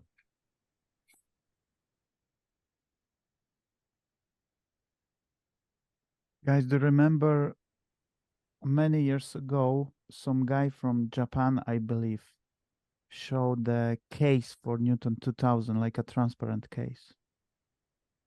Do you remember that? That was, yeah. Yeah, what was that called? The Ice Newt or Ice something Newton, like that? yeah, something like this, yeah. On my Flickr somewhere. Yeah. I Yeah, wish to have something like this. I feel like because that's in the Newton FAQ, but Grant's probably just about to post a link. Yeah, probably. yes. I see it right here. That would be awesome, because recently, I'm not sure who posted, but someone posted, the guy just gathered money to make a transparent case for Apple II or something like this. Oh, that was yeah, that's Mark. Mark does that. Right. Here, I put the link up. Okay. For the it's called Frozen Newton. Yes, Frozen Newton. Thank you. Right. Yeah, I started collecting photographs because they seem to disappear very quickly. Yes. And I think one of the guys that originally did it, they did actually multiple runs of it. So there was a like a black, like a transparent black that was really nice, and a blue also. So if you could find the original photos, I'm not sure if I have all of them there, but let me glance through. Yeah. Yeah. This is the white one. There's a tidbit, a broken part that was a transparent black one. I think they were talking about it a while back. It costs so much to make. 23 years ago. Wow. Yeah. Awesome. I wish to have transparent 2000, Newton 2000. Really nice. Yeah, it's funny seeing all the projects that used to be really difficult and expensive. Like, yeah, all the people doing transparent Amigas and, you know, the Macintosh SEs and SE30s. You can get transparent cases for those now. I'm kind of shocked that there hasn't been a like transparent case for the Color Classic yet, since that was like such a big community. But I feel like maybe we have a similar problem to the Color Classics, where they were super popular but very niche and a smaller segment. So like the number of SE30s or SEs that was sold way surpasses the number of Color Classics, even though, you know, everybody was dedicated. And Newton is probably in a similar situation, that the number of, you know, Retro Macs and Amigas sold probably outpaces our Newtons by a large margin. If you put it to Mark and you actually have enough people, he will do it though. Mark's been doing that for a while. So I think it's a number situation where we won't have enough, because he'll do a Kickstarter for it. And if you have enough, he'll do it. But he knows the numbers, and he's been doing molds, and I think he just did recently the transparent keyboard for the 2E, or the, you know. Tony, so could you send me on email kind of contact to Mark? He's on my Facebook.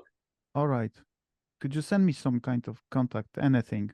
that I could, because I'm really interesting about how much money it will cost, how many people would be interesting to have a transparent case for Newton 2000. Yeah. I would buy definitely about 5 maybe. Yeah. His company's called Mac Effects, and Yeah. Okay. Yes. All right. the, Okay. the link So- to the site is in the. So I'm in the gonna chat try to there. contact him for more details, and maybe I'm gonna put on Newton Talk a kind of post about this, because I'm pretty sure most of us will be interesting at least about one. Yeah. What do you think, guys? Oh yeah. Yeah. Yeah, definitely. And I honestly think we probably should try to, we have very good coverage in North and South America and Europe. I wonder how we can get a hold of whatever remaining Newton user groups there are in Japan and various areas of Southeast Asia. Because again, the bigger the number, the better. And we already know that the frozen Newton was a thing that was also sort of like, as Sonny said, like a short run of these things way back in the day, that now there might be more people who are like, oh yes, I remember those. Yeah. I couldn't get one. I would like to get one. I'm that kind of person, because in year 2000, when the Newton was finished, I couldn't afford to buy any Newton, yeah. But now I have like dozens of them because I bought them. You've and got one or finally, two. yeah, I finally managed to get them. Yeah, so I think yeah, it could be nice to have that kind of transparent Newton. Wow, nice. Yeah, I want one. Yes. Shut up and take my money. Yeah. So yeah. About because Morgan, you mentioned about kind of things. I want to bring something on the screen, but I need to find out how to share the screen. Give me a second. Share the screen. Bring the desktop. Sorry guys, I need to find out how to do it. Desktop.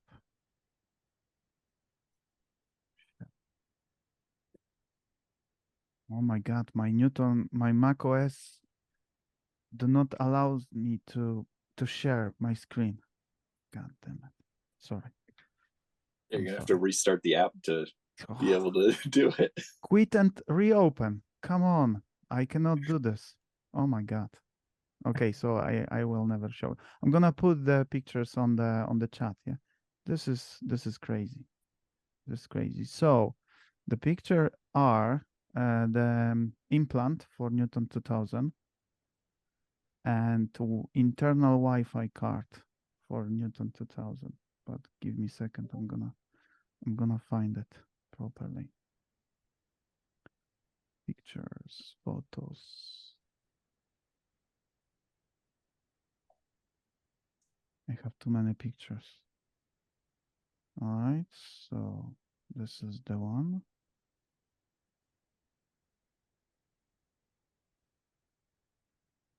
Come on, I cannot drag and drop in Zoom.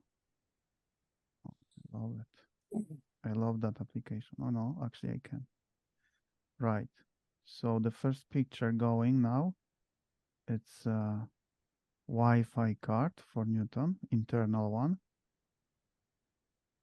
And I have 1 Newton with that card inside working.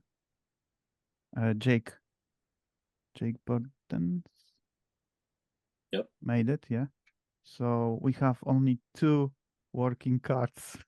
one Jake have and another is with me because there was a problem with the microchip. And another project was made actually by Jake also, but I need to find the photo. I think there wasn't a problem with the microchip. There was a problem with the copyright of that chip. It was difficult to get. It was just unavailable. The chip worked perfectly as far as I remember. I think that was like a kind of legal problems that the chip couldn't be exported from USA to Europe or something like that. The chip itself worked perfectly. It's just that he couldn't get it. Yeah. I remember you had to sign export papers that it wasn't be used for military purposes. I did it. I did it You to did get that, yeah. to get that card from Jake, because Jake made one card for me, and I asked him, and I remember I filled like a forms, like you know, military type of, you know, I need to explain why I need that, what's the purpose, etc. Yeah, so that was funny. I still have copy of that somewhere. How's your new nuclear rocket controller setup for Newton OS coming? Almost working. I need one big red button. Yeah. Shortly after he brought that board out, yeah, red button on a green Newton. But shortly after he brought the board out, the whole ESP32 stuff started, which is a board that's even a lot more powerful than this one.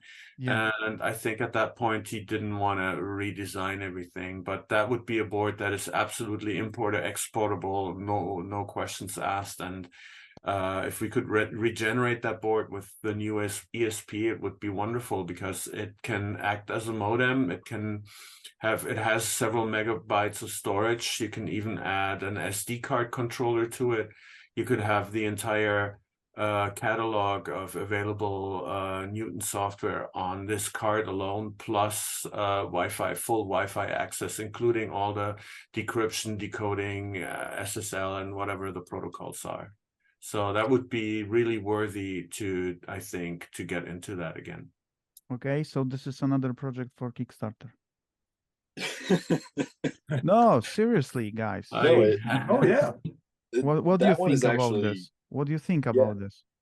yeah, and that particular one is really interesting, because not only can it, you know, store all of that data and have, you know, the Wi-Fi with encryption and all of that, but I believe that I know that you can run Linux on the ESP32 at this point. So you can actually run like the proxy, like a web proxy and all of that, so that you can, you know, use Newtscape or any of the other browsers to browse the web and have the ESP32 doing all of that sort of stripping down of the data before it gets to the Newton. So there's a lot of possibilities there.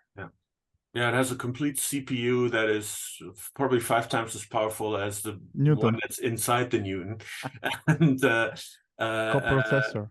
The chip itself is like 6 by 6 millimeters, just to get an idea. And you could actually make it behave like NCX, and have a modem connection to something where the Newton thinks it's NCX, but in reality it's this tiny chip inside the case. And you could download from there. I know NCX protocol, for example, supports that you can search, the Newton can search the host machine for software, and you could use that to actually select software to install by just clicking a card like that, and it would be really, really nice. So, for example, we could download directly from Morgan's server the software on Newton. Am I correct? Have the entire contents of the server on the but not enough on memory, the SD card. Yeah, but not. All right, okay.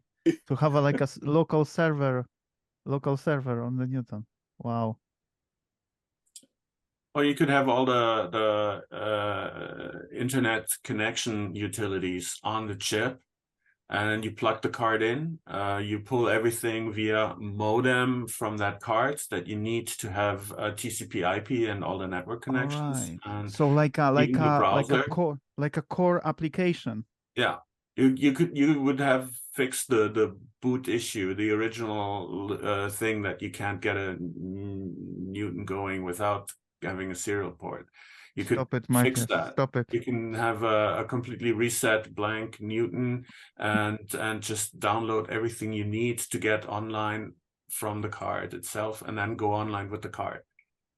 Stop it. And then somebody can write a Mastodon client for the Newton, and then do it through there. Wow. Okay, so I'm gonna put that on the list. on that long list. Yeah, it is. It is. But really definitely, wish we I'm could gonna get the- I'm gonna try to contact Mark about the transparent case, because I think it's a matter of just get details from him and what kind of condition we need to meet, and then gather money and yeah. I just shot him a message on Facebook, so hopefully he'll All reach right. out. You can reach out to him directly also. All right. Okay. Thank you very much. Okay. No Great. problem. Awesome. That's I awesome. wonder if there are enough dead PCMCIA like memory cards that will never recover, that we could get a bunch of those to disassemble and have the PCMCIA connectors, because that would be the part that would make, obviously the internal connector, we still have those, we can probably get more, but it's always a little more of a pain to try to develop something that will fit inside the back side of the Newton, even though the ESP32 is so much smaller. It would be really interesting to be able to have something that's literally just on a card, because you also can extend it out from the Newton a little bit if necessary. Morgan, and then it I would have be something that could easily swap between an eMate or a 2100, or hell, you could put two in a 2100, because you can do all of that stuff over serial to the PCMCIA. I think they actually made, there was one company maybe that made serial PCMCIA cards. I can't remember. Morgan, if you I want, guess I have everything about was. 10 kilo of old PCMCIA cards, like a modems network cards. I don't have now to show you, but I have like a box with them. So if you wanna, I can send you a few kilos if you wanna. I have a few myself as well, so Right, yeah. I bought once on eBay that 10 kilo of the random cards because I saw on the pictures there was a few Wi-Fi cards inside. Actually, the Orinoco cards, yeah. So only because of this, because the guy is wants to just sell it, yeah. And, Amiga card.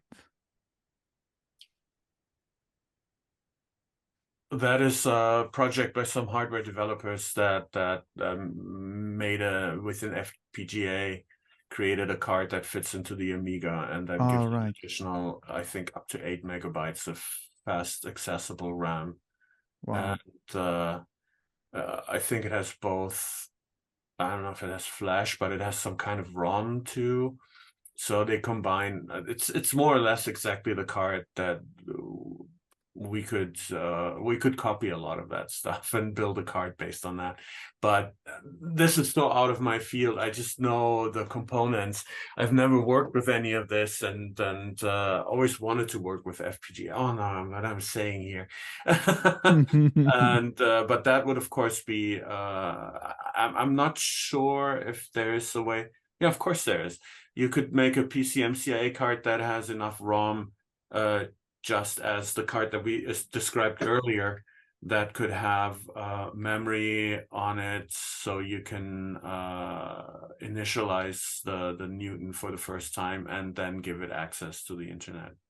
Yeah, but the problem is, but yeah. Yeah, but Matthias, it's a problem with the software, I believe, that the software cannot work because remember I mentioned about my issues that I couldn't put any packages on the ROM board Oh no, because no, not they do not work. Yeah.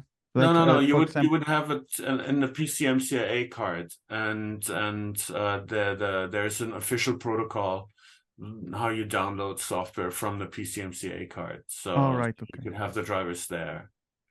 And So you just download the software from the card to the internal memory or not? I'm not entirely sure about it. I know that the PCMCIA card content gets mapped into the memory. Right. Yeah. 16 bits. Because the issue with the ROM board that you've made, yeah, the issue is that some packages they working fine, but some of them just do not appear or generate kind of errors.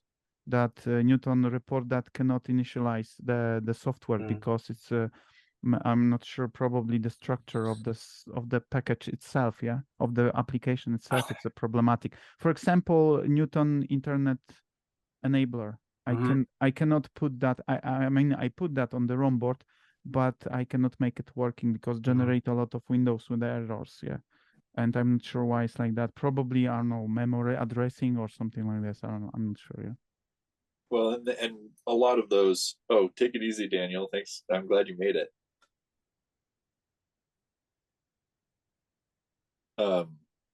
Yeah, that a lot of those, because those are the ROM and the internal flash storage, and of course the PCMCIA flash storage, they're all different like stores with their own soups, that the Newton applications have to be specific about how they're searching for certain like names, specifically for like names of data or applications. So my guess is that certain things like NIE, were never expected to live in ROM, and so they're only searching in a way that they don't expect to be in the same store as the ROM. As a matter of fact, NIE is, as a matter of fact, as far as I recall, NIE is one of those applications that insist on living in the internal store. You cannot even install it on a plain vanilla flash memory card. Okay. This is probably the reason. Yeah. Which is it's very possible that they need to be in a certain location. Yeah. And then Hank, would that be part of the code that says I have to run here and I can't run anywhere else? Yeah. Actually, this is part of Newton script. If you want your application to only run in the internal store, you can just put it somewhere in the header. I don't recall the exact syntax, but that's possible. Is it too wild of a thought to think that we could go in with the Newton ROM programmer, find the couple bits or bytes that need to be changed, change them out so that it says I can go anywhere, so that when Powell wants to put it on a ROM somewhere, it doesn't have to be on the internal board? That was my question to Matthias, because he have a really brilliant tool in Einstein about this. So this is my question exactly to Matthias. What do you think, Matthias? Well, just again on the list of projects, what would really need to be done is that Einstein can emulate the ROM boards too that we built, and if we can do that, then we can do a lot more testing and single step through code and actually find out why something is not working and what's generating these errors. That would be but just a second. You can install NIE on Einstein. Am I correct? Yes. Yes. So then, you have to if you want to use we have a pre-built PCMCIA card, emulated card that you can insert into the slot, and if you have NIE installed and the correct driver, then you can go on the internet. You can go online with Einstein. Yeah, so in this case, if I install on Einstein that packages, is it possible to go via your tool to analyze the code and see what's going on there or not? Probably, yeah. Remember, I'm completely ignorant about programming, yeah? Well, it's the usual problem. It takes time. Yeah. But I'm inclined to think that this is not a matter that must be changed on the programmer, but this is part of the internet enabler. So if you want to get rid of that, you would probably have to change NIE. Yes.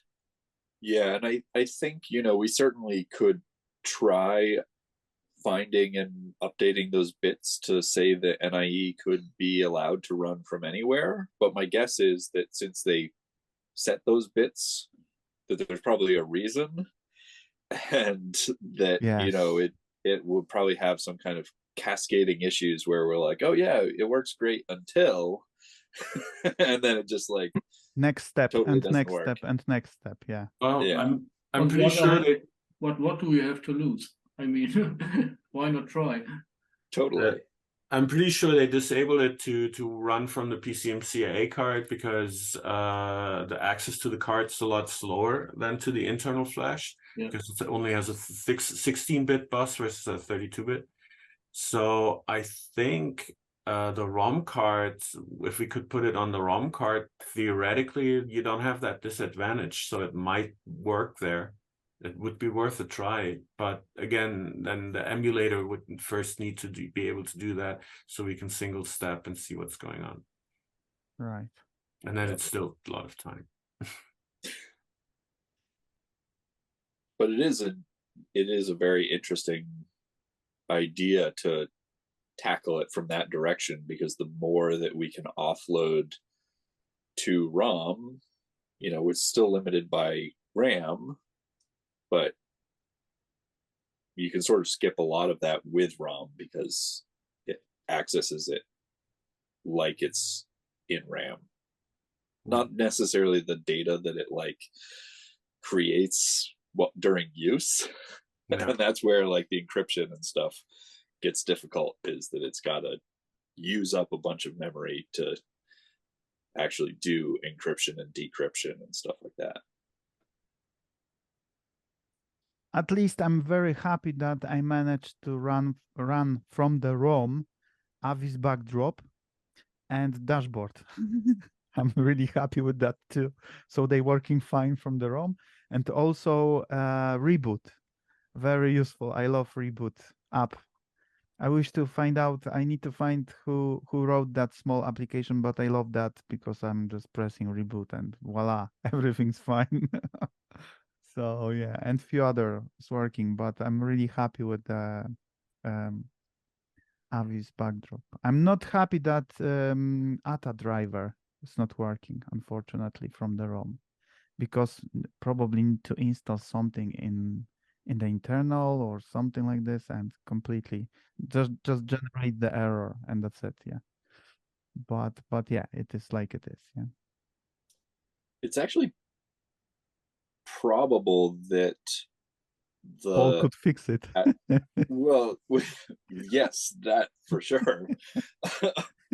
But also that it's similar to NIE, that it expects to be on the internal store because the storage bus is so much slower, but also because you're supposed to be putting storage cards in the slots. So yeah, but probably, I'm not sure, but I'm guessing that the driver stores some data about the cards. Like you put when you format the cards, like CF cards or whatever, any memory cards, probably store some bits of data about the particular card, I think. Yeah, so maybe this is it. I'm not sure. Yeah. But the idea to have a like just a replacement ROM card that has already 30 programs pre-installed, and you just click the old one out, put the new one in, is tempting. I think it's nice, even if it doesn't add flash or any other memory. Yes, of course. I'm using that on one of my Newtons. Yeah, with the that packages, I managed to make it run and check if they're working fine. So yeah, this is really nice. Yeah, I tried also Netscape, but it's not working. Also, don't want to work.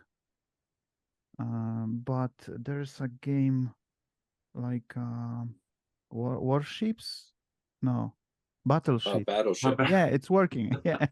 Oh, okay. Well, then I'm sold. Yeah, it's working. I try it. Yeah, so it's working. Nice. Yeah. So you can have native ROM board with the battleships for Newton, and you can use the infrared to play with someone. Yes. Networking. Yeah. Network. Yeah, that was one of the ones that Adam wrote. Yeah. So that's nice. So does that infrared work via Zoom? Yeah, we could. Yeah. I don't think so. I don't know. Video encoding might be faster than the IRDA ports at this point. So put a little infrared filter over each camera and it might work. Yeah, maybe. I think the camera will filter infrared, definitely. or at least the lens will filter it, yeah. Well, I've been looking at some HDMI and USB over Ethernet solutions, because there's a few of those, and they all come with infrared receivers and transmitters, so that like if you're using it for a television, that it's got the sensor and the blaster on the other end. So right, yeah, maybe I should start there and just run IRDA over Ethernet with little receivers and blasters in each room, so that I can transfer files around the house at ridiculously slow IRDA speeds.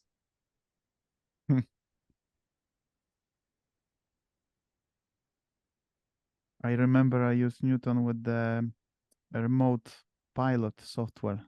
I don't remember the name of the application, but you could emulate the remote for the bunch of TVs like Sony, Panasonic. Yeah, and I remember I pissed off my father with this. Yeah. Today you get the flipper for that, right? This device, crazy hacker device that disables everything. Yeah.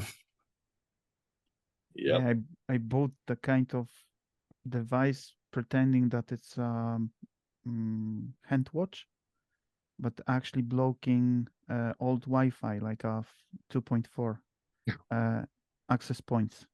You just press the button and all the clients are disconnected automatically. And oh my God, that can be pain. What a way to make friends. I mean, I'm gonna tell you that I tested on local BT access point, like a BT, British Telecommunication, and they still use the old access points there. I disconnect all people, yeah. And I was, wow, 21st century, and they cannot replace the widely used access points, yeah. They still working with the old protocols, with that kind of Wi-Fi glitch, etc., etc. Oh, UK is like a third world now, really, guys. I'm gonna tell you, people are happy here. Yeah, I'm gonna tell you a few things. People are happy here when they have like a 300 megabits per second network, because it's like there's some places in Edinburgh, like it's a second big city after Glasgow in Scotland. But we have here spots in the city center when you have no GSM signal. Yeah. It's crazy. Germany's competing with you. I mean, really? I got a message now for some city stuff that I had to do, and they wanted me to send a fax. Wow. Use Newton. Use Newton. Use Newton. Send them fax from Newton. Hey, Powell, here in the States, for a long time, the fastest download speed that we could get for most of anybody that's in a large city, the best speed would be something along the neighborhood of 5 gigabits or 5 gigabytes per second. Not sure the bits versus bytes. What was happening was they were intentionally keeping the speed low. Why? They had their business reasons, I'm sure. Yeah. And I'm sure it would, follow the money. It was a money issue. When in 2020, when COVID hit and everybody was confined to the home, suddenly they just magically found a way to get the download speeds to go from 5 to like 30 or 40 megabits per second, right? So it multiplied by 8 or 10 times, because suddenly they saw the value, the need, they had to do it, and they opened it up. So what I'm alluding to is the possibility that maybe the same thing that's happening for your area could be happening to the same type of business mentality owners, CEOs that are saying, well, let's not open it up right away. Let's control it and kind of keep their fingers in the pot. And it's insulting and it's hurtful. And maybe something will happen to where it'll kind of jog it loose, and they'll give up the control and do the bigger high road thing instead. But that's the situation of business, though. That's just part of reality.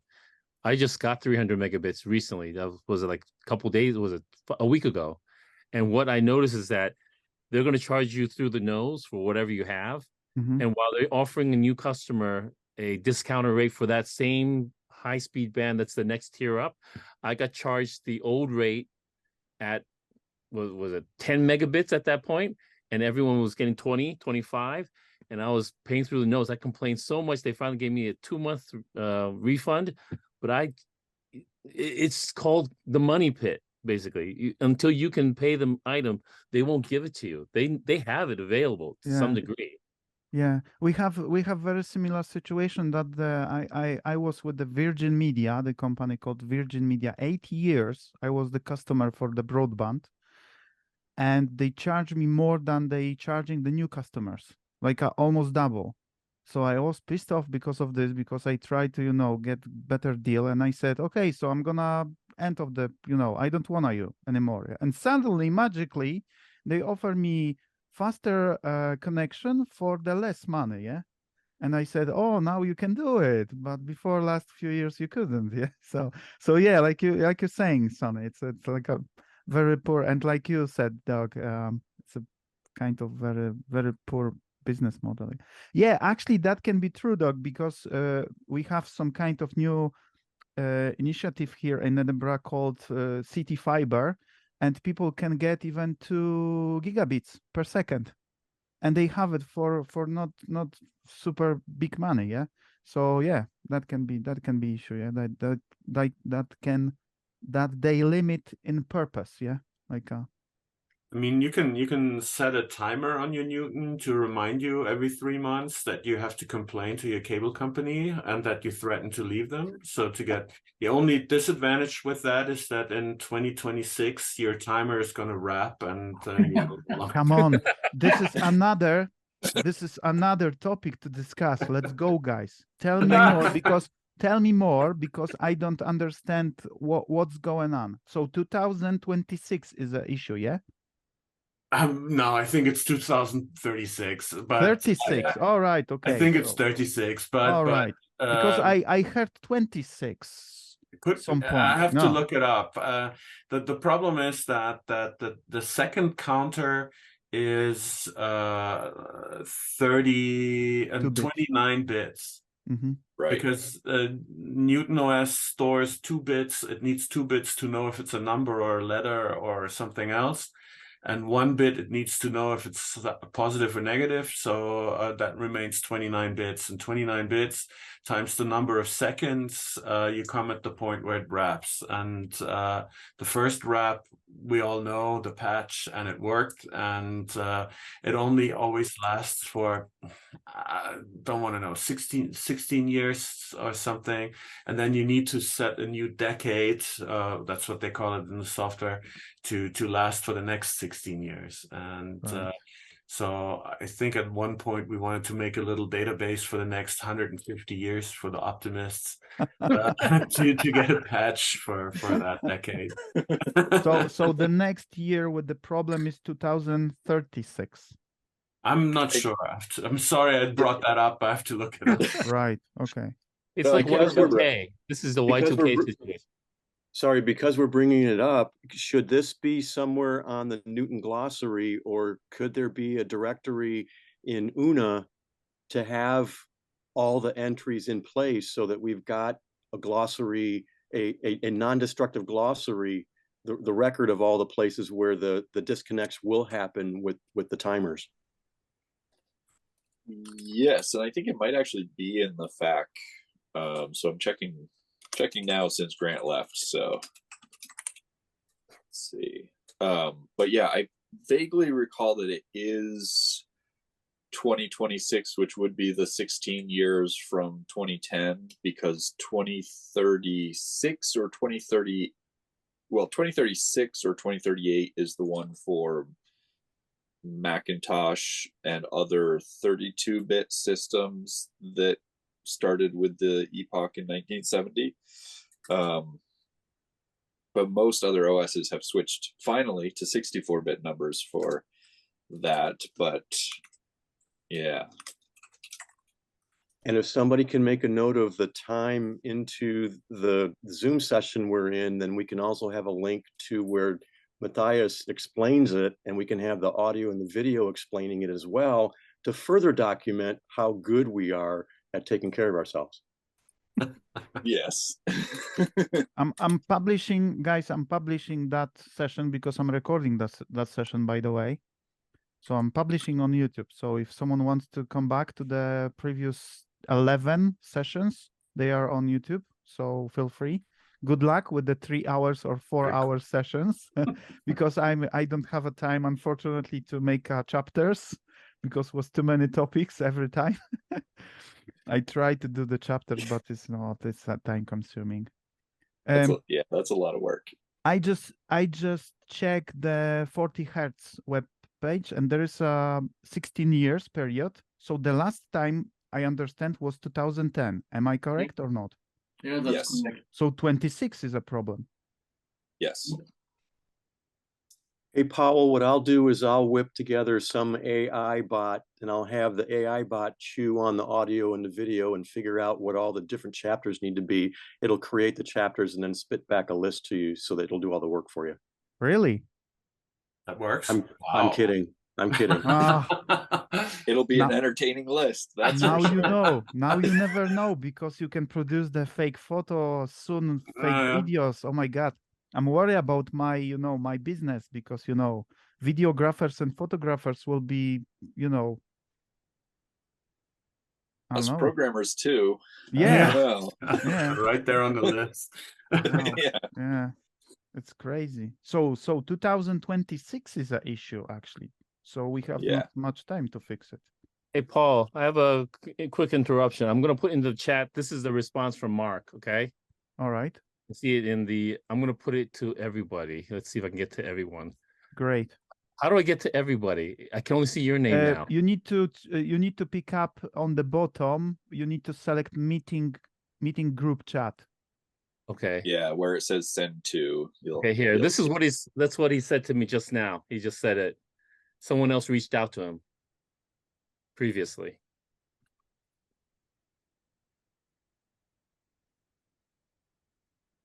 But he does say that afterwards that he's always open to ideas, okay? Okay. So hopefully in your discussion with him, we'll have a good response. Yeah, and Okay. I think definitely trying to tap into other non-English speaking markets that we haven't necessarily covered would be a good way to increase the number of collectors, so that we can get the numbers that would be helpful. Yeah, I agree. So yeah. All right. Okay. I'm gonna chat. Was that for the clear case? Yes. That's Mark, who actually had I think I had a small discussion with him privately before, and unfortunately at that time I didn't see anyone. We didn't have the numbers for sure, so someone must have reached out also again afterwards. So maybe someone else. Yeah. Yeah. Hey, Sonny, did he explain to you the details that he used to actually do the construction? I've spoken to him about his Apple II case situation and the Mac Clear case stuff. So he's given me an idea, but his discussion there basically says that the tooling cost isn't as much of a big deal compared to those, but it's still a situation of funding. Right. Yeah, but if we, for me, it's a clear situation. If we give him the details and give him what we want to achieve, he can do the even raw calculation and give us idea what kind of what kind of money we talk about, yeah, and then we could kind of, gather people, or maybe, find few people who could be happy to, co-found this project, because I'm happy to get in with this, yeah. Right. Because... Do you recall how much he had to crowdfund Kickstarter for the Mac one? Mm-hmm. So you consider that it's a lot less than that one. So right. The question is, how many people do we have that are willing to right put into the pot? Do you know the numbers, Sonny? I don't recall. I actually All right. haven't Okay. followed him on that situation. I've only seen his last Apple II one that he did. Right. Okay. Yeah, I don't remember the size of the Kickstarter that he had to run for the SE. They were selling for $350 a piece, after the Kickstarter. So once he had, additional cases to sell, but also that case worked for the SE and the SE30. So it was sort of like a double whammy. Yeah. Like, yeah. I mean the case we could say that ours was for the 2000 and the 2100, but that doesn't increase the numbers much. So I looked up the Kickstarter. So it shows that he had 84 backers, pledged about 25, almost 26,000. Wow. So you have to understand that's where you're looking at. Yeah. It may not be that high, but it's going to be up there. Yeah. And the people who did the Frozen one, I read through the website before it was taken down on the Japanese website.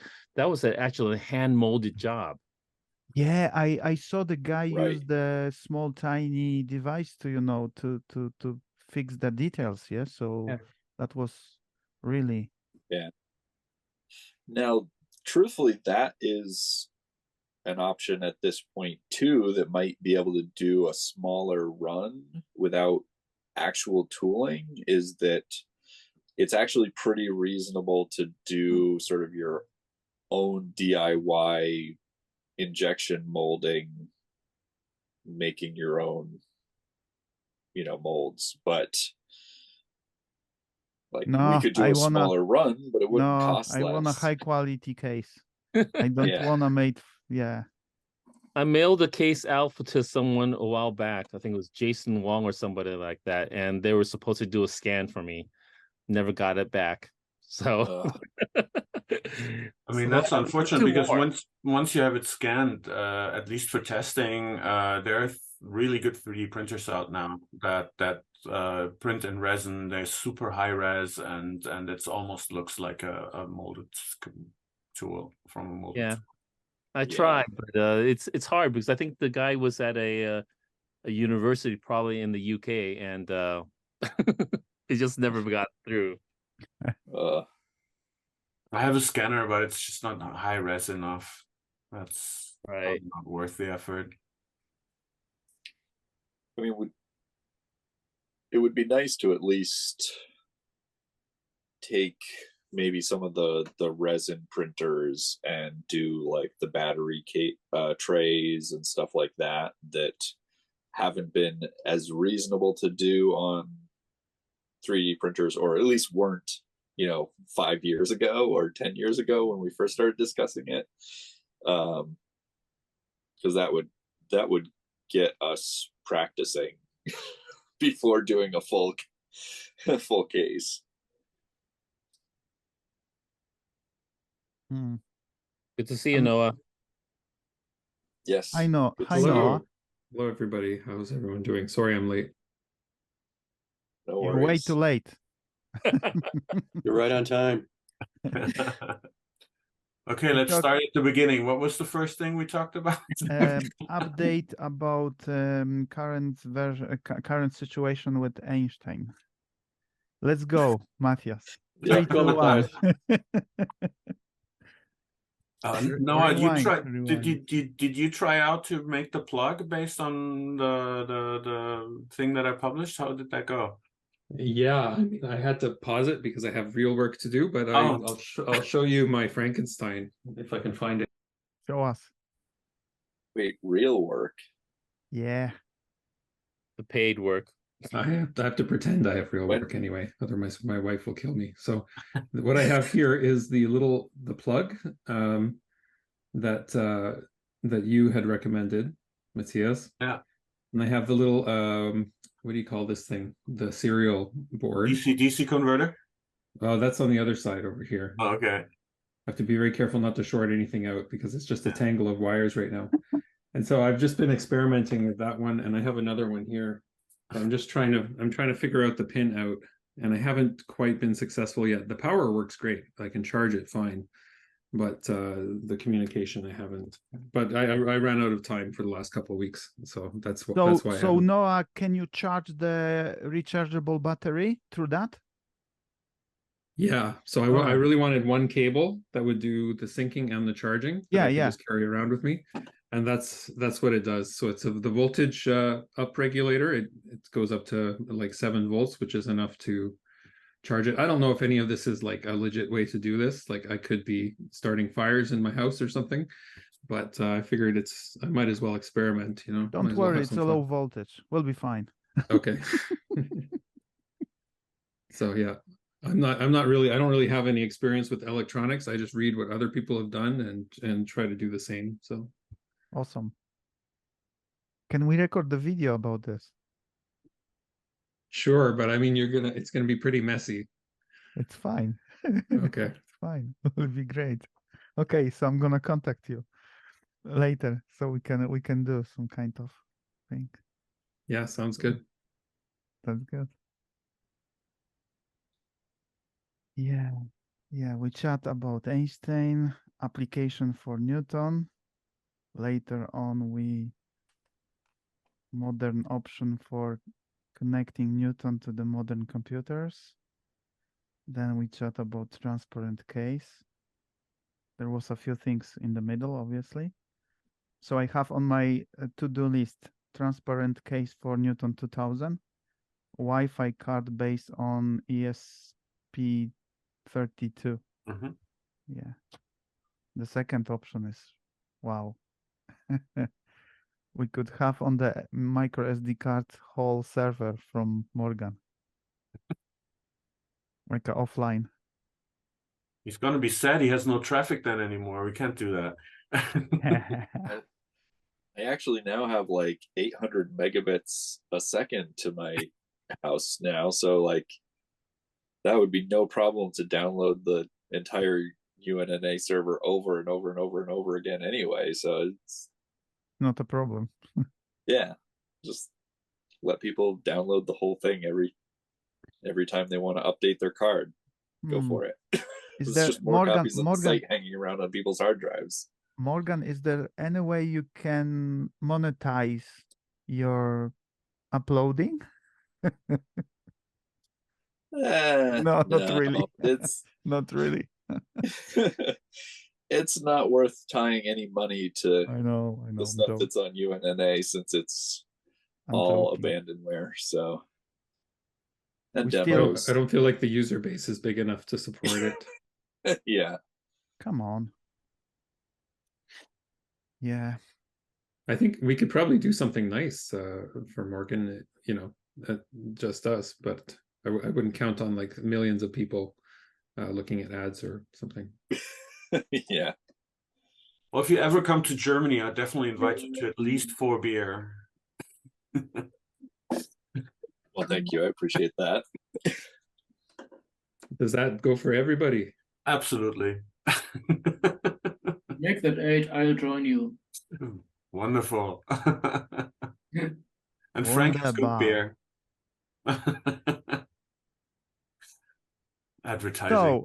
So guys, so maybe I don't know, WWNC next year in Germany. Why not? In person? Yes. Sure. I would go. Great. It sounds like that could be fun.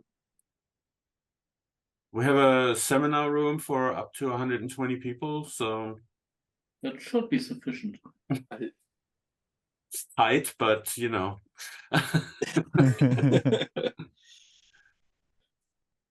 Can we visit after the first session? Can we visit your research room?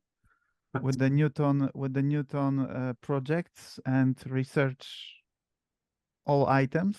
Yes, absolutely. Wow. It's actually in the same building. Yeah. Okay, great. I'm in. Yes. That's great. And you can see wonderful Dusseldorf afterwards. I highly recommend it. Maybe we should combine it with I don't know what trade show is going on here in Dusseldorf, so at least it's double incentive to come over. Some You're just trying to increase the hotel costs. Yes, exactly. True, yeah, no, then never mind if we, the last thing I said. We'll but just if we stay at do your it house. right, yeah, if we do it right, we'll get all the hotel bookings before the people who want to go to the big conference. Yeah, actually, if you plan it, like a half year before, why not? Yeah. Well, we have a trade show here. I don't even know if I need to translate that into English. It's called Das Boot. No, it's a big boat show, one of the biggest in the world. And Right. you cannot get a hotel room during that time. It's crazy.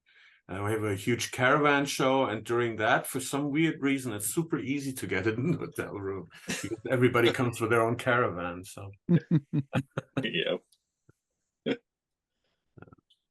no, but I mean, from my point of view, this is we're 20 minutes, half an hour from Düsseldorf Center, Düsseldorf Airport. We have actually really a seminar room we can use. I can absolutely offer that, and even if it's only 5 people showing up, that's fine. Really? Of course. Okay, awesome.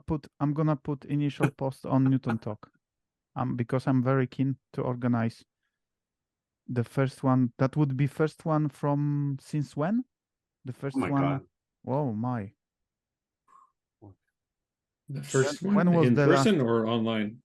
When? I think in person, like 20 years, right? Yeah. I know like the that. last one I was in Japan.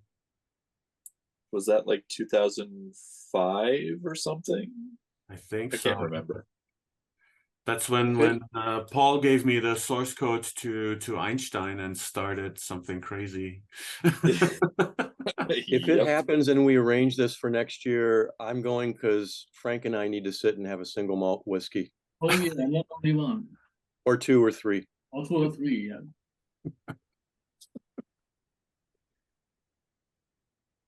Vancouver.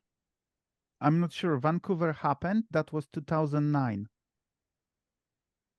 I think Tokyo was before that. 2007. 2007. Tokyo was. Paris was 2004, wasn't it?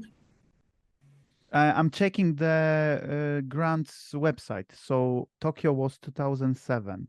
Yeah, that was too far away for me. 2006 was California, San Francisco. 2004 was Paris. Yeah. Yeah. Right. So and that was the first one, yeah? Am I correct? Yeah. 2004, yeah. Correct. Yeah. All right. So the last one was 2009. And then you don't log onto the internet, and whoop! Already there's the next one in 2024.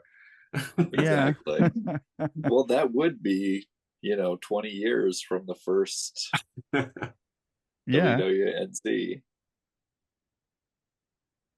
That's pretty incredible, like Actually, if we could do this next year, that will be how many years? 15? Am I correct? No.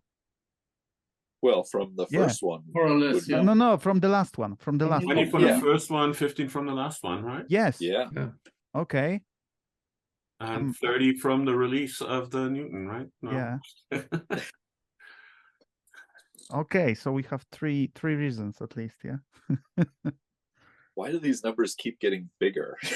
It starts to make me feel old. Wait, 20 years, 15 years. When does the 2010 fix run out? That's in like 2026. We just talked about that. Yeah. 2026. Yeah. So we have not much time.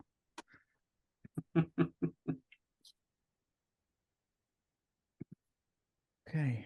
So yeah, I mean, so who will I'm fix joking it? about Germany and Europe, but if it really should depend on where most people can actually travel to, right? So where most people sit, I don't think it makes sense to, if we get 20 people, to bring them all to Germany versus bringing 3 people or 4 people to the US. I don't know. We would have to do a head count, I guess. Yeah, that's correct. The problem is there's no place on this planet where all people on the list can get equally easily to. So I couldn't afford Tokyo. I would have loved to be there, but it's just not an option in my financial circumstances. And it's a really long trip, and this happens regardless which place you take. There is no middle of the planet, so to say. There is. It's just a little warmer than it is already up here on the surface. So. On the hot side, yeah, and they do not, to the best of my knowledge, they do not have conference rooms there. I think we're at that spot right now, finishing up the Zoom session. So, well, actually, that's one of the things that is a big advantage that we didn't have in 2009 or 2004 is now we could do a hybrid conference where maybe it still makes sense to get as many people to go to Germany as possible, where we could meet Matthias and Frank, and maybe get Paul there, and we mustn't label Sylvia. We needn't label it international meeting. I mean, it wouldn't be that international, probably. We can just name it a meeting, and whoever wants to come and can afford it and has the time can just come. I've just a couple of weeks ago, I've been contacted by a guy from Denmark, and they had a Danish Newton meeting, Newton users meeting, somewhere, I think in Stockholm or somewhere around there, and there were 7 people, and what I learned from this guy, I've never heard of that before, and I doubt that you have heard of that before. Are you aware of this expensive audio equipment company called Bang & Olufsen? Yes. Oh, yes. Are you aware that these people actually built an audio station that was controlled by a Newton? Yes. Yeah, that was completely new. I have that Newton with the special interface design for this. I don't have the rest of the equipment, obviously, because it's super expensive, but I have the Newton. I'm gonna make a photo if you wanna, because that was I've seen a photo. Yeah. Wow, I had no idea. Please do. Please make a photo, yeah. Well, I have one of their analog phones. I'm trying to remember the model number. Oh yeah, the Beocom. I think it's the 1600. It's disassembled right now because it started to get wonky, but I have it in green. So let's see, it's roughly, this image looks like it's a little too dark, but let me see if I can paste this into chat.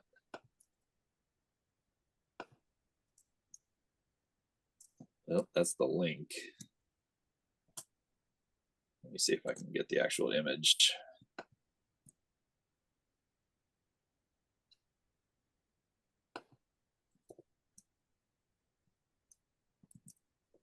Anyway, it's a nice, it like almost matches the eMate, just handset phone. So I have to rebuild mine because it was getting flaky. Very beautiful. Like a color.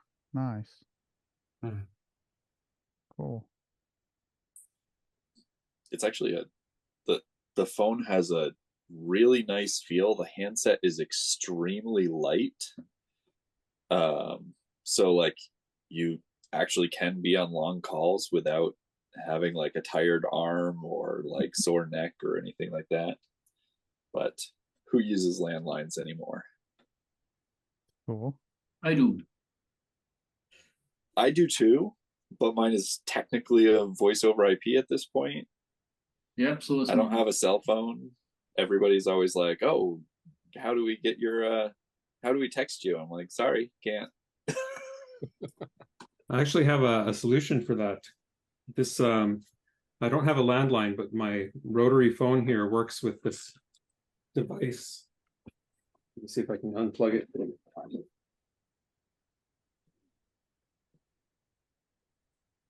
One of these things. And this has the jack on the side, and it converts it to Bluetooth, so it works with my mobile phone. Oh, clever. I've tried sending faxes with it though, and that doesn't work. Yeah, I have a box like that that just plugs into Ethernet, and so like I can't quite do it from like my iPad. And technically that I think I could configure to do faxing. So I sort of have this idea that if I ever do stop using it as a landline device, that I'll just set it up so I can fax things between my Newton and some virtual fax server. That's what I was trying to do. Powell sent me one of the old modems, and I was trying to send a fax just to see if it would work, but I guess because it's digital, it stretches the signal out and compresses it, and it just doesn't work. So I bought that one in 1984, and I've been on voice over IP for I think like the last 10 years or so. And this thing is still working, and I'm pretty sure it's gonna survive me. Wow. Everything I had to do was like change the test 2 AA batteries, which can easily be changed, and I had to do that twice in 40 years. Oh my God. Wow. Did you say 1984? Yes, did I? No, I think I didn't. 1994. Oh, 94, okay. 1980. 1984. Same as the title from George Orwell. Really? Yeah. Wow. It's as old as me. This was when I started working after I studied, and they had a shop from Siemens. They were associated with Siemens, and they sold their stuff. And this is when I bought it, and it just worked and worked and worked, and still works, and will probably work in 20 years still. Wow. That's awesome. Yeah. And now if you buy new TV, you need to change it after 3 years because software is not working anymore. This is crazy. Well, I saw a really great comment from somebody today because here in the US, NASA just sent a software update to one of the Voyager satellites to make it more resilient from software bugs. And of course, people here are complaining now, like, oh, you can have I can't remember how old they are now, 40 years? They're like, yeah, they got a 40-year-old satellite that's not even in our solar system, got a software update, and yet my cell phone from 2016 is too old for software updates. Yeah. That's true. Voyager was like 70s, wasn't it? I think so, yeah. 60s or 70s. 70s, yeah, I think it was like late 70s. So over 40 years. I don't know which one they did updated though, whether it was Voyager 2 or 1. But the other's getting a software update soon too, so. I saw in a documentary that Voyager eventually comes back with a lot of other satellites and life forms. So was it? No, that was Star Trek. Yes. That was the longest Star Trek movie. I did laugh in the end. I didn't expect that. Sorry if I took something, if I spoiled the movie for someone, but No. so, No.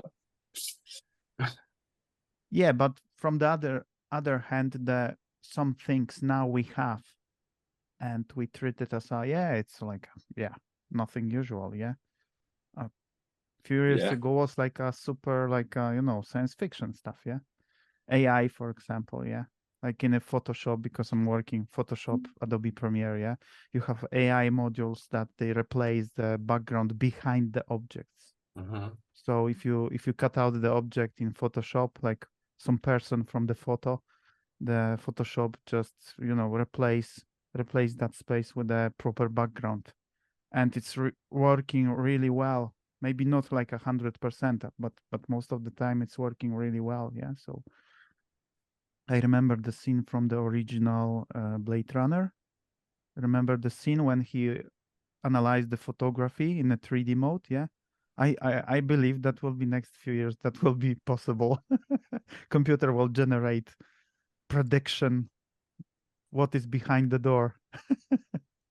It's well, crazy. If you haven't looked at Gaussian splatting yet, I highly suggest it.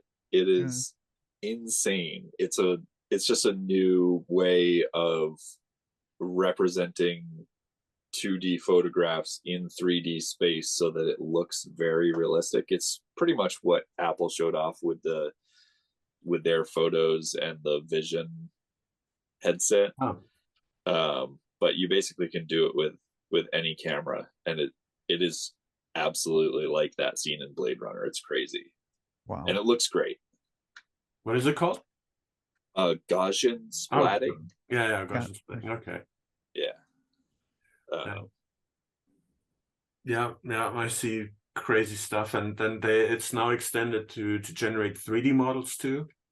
So like you do it with the image data, now you just said, I want a frog on a motorcycle, and you just get the 3D data. It's insane. Crazy. Yep.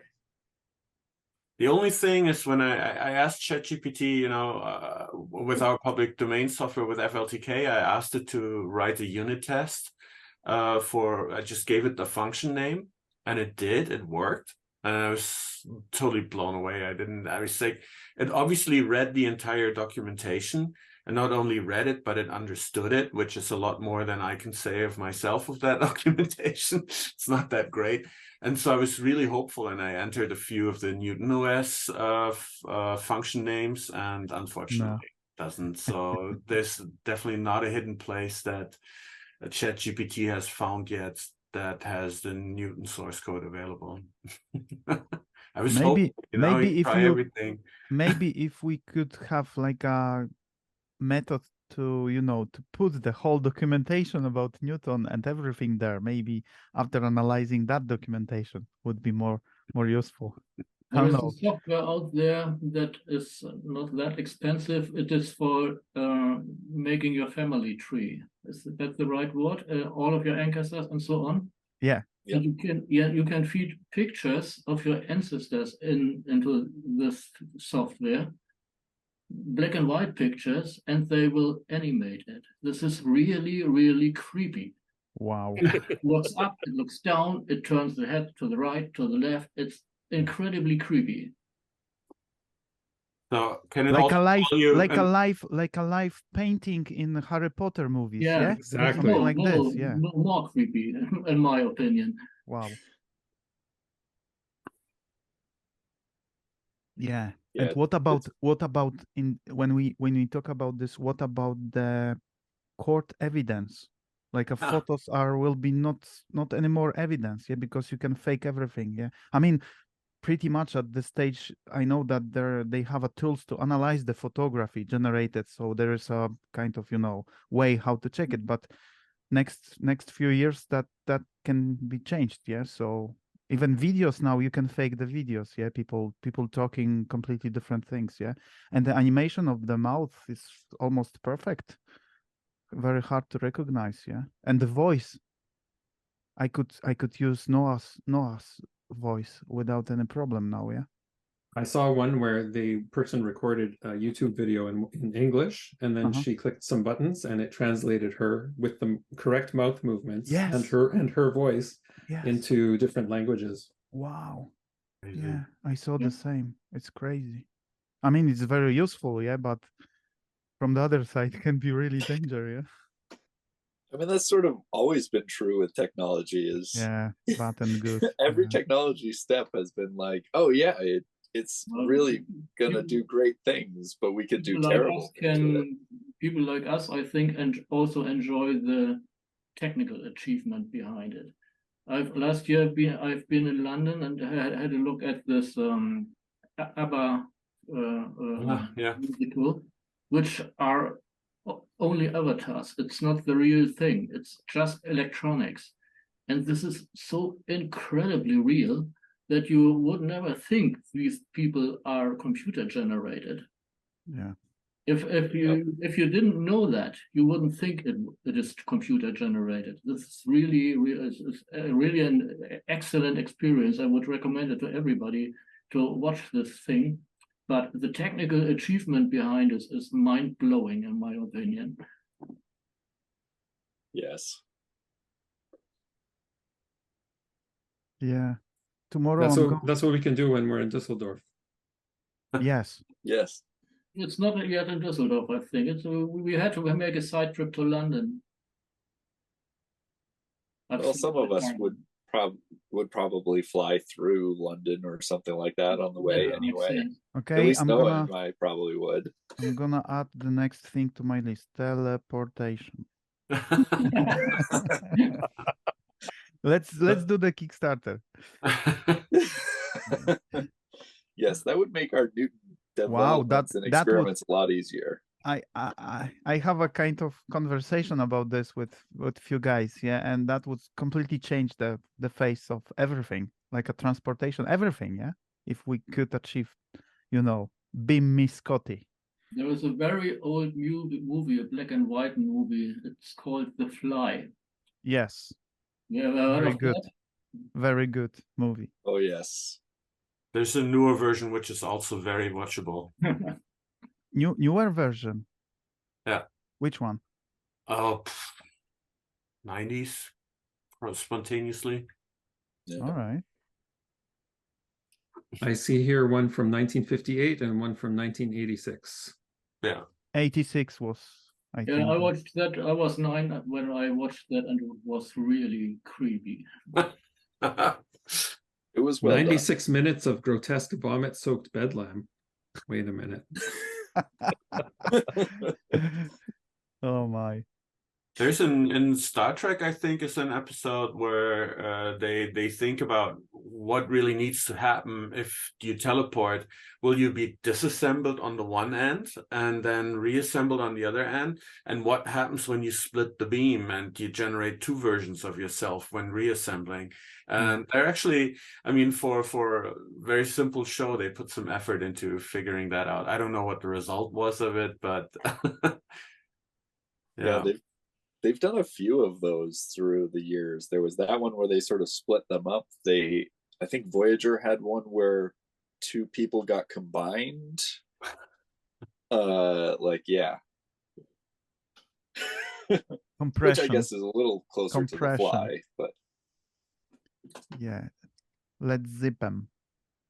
Mm-hmm. Maybe it's already enough if we can make one version that teleports a Newton case and makes it transparent on the way. Yes. Two things solved. Two of your Kickstarters solved in one. Yeah. Better to start with inanimate objects anyway. Yeah. Don't jump straight to people. Yeah, but the transparent case is a really nice thing, yeah. Did you guys see, I had posted on Newton Talk the incredible shrinking Newton? Yeah. From a few years ago? Yeah. I know I saw it at the time, but it kind of captured my imagination again. I was thinking of ways to shrink my Newton and maybe make it, rehouse it a little bit because it's starting to fall apart. So. Actually, this is an ongoing project between Matthias and me. Because I made a careless promise a while ago. Yes, you did. And one of these days I will take you up on it. Tell us, Frank, tell us about this. We were talking about making the Newton to 2100 smaller, and Matthias made the mistake of officially claiming at Newton Talk that he was going to make a professional case if I were going to show the small Newton functioning. Yes. This is just a matter of time. It's not a matter of not being successful.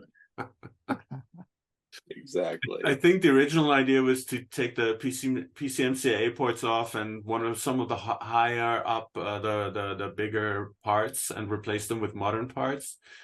And so you could get the printed circuit board from being 12 millimeters high to 4 or something. Right. And then you could make a skinnier case. And so I spontaneously said, "Oh, I have a CNC machine. I'll make you a great case." And by now I would have to rent a CNC machine. But anyway, yeah. We will work something out. Always find a way. Yeah. Modeling clay, if all else fails.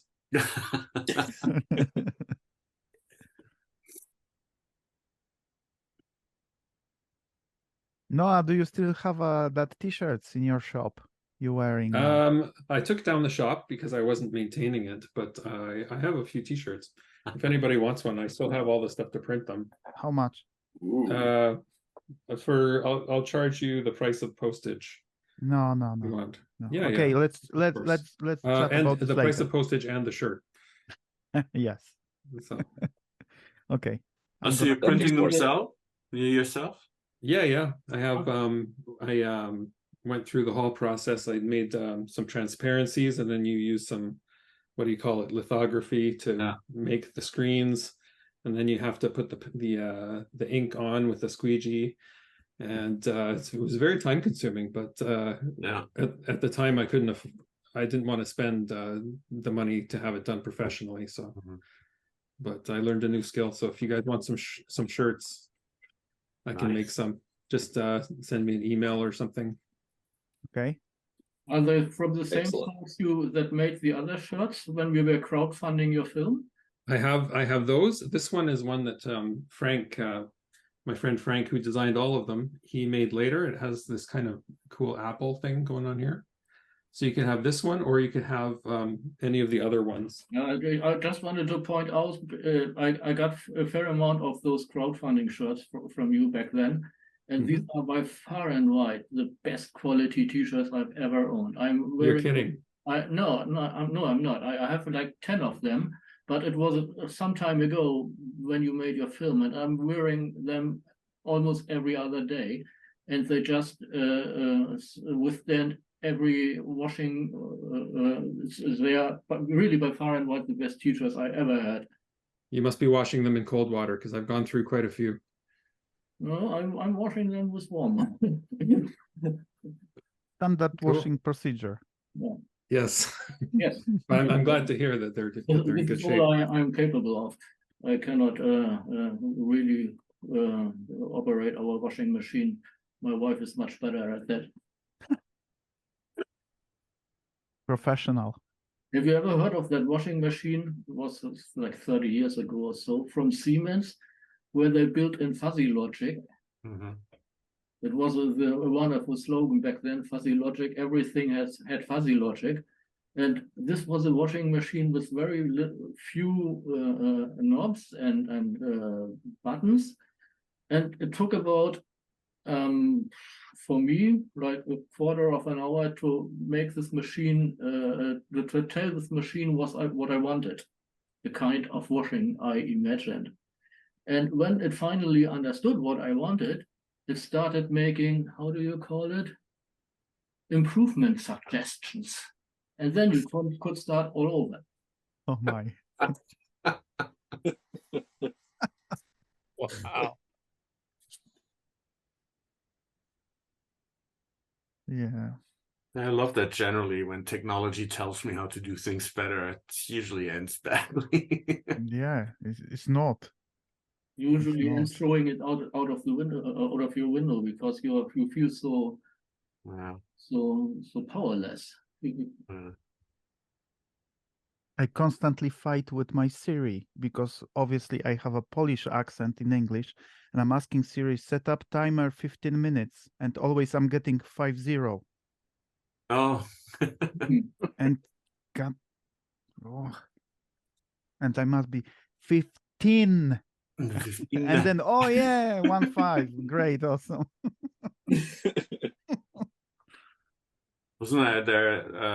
When was that? In the late 90s with Clippy, when we started writing a Word document, and then Clippy popped up and says, "Hey, this looks like you're cheating on your taxes. Can I help you with that?" So it's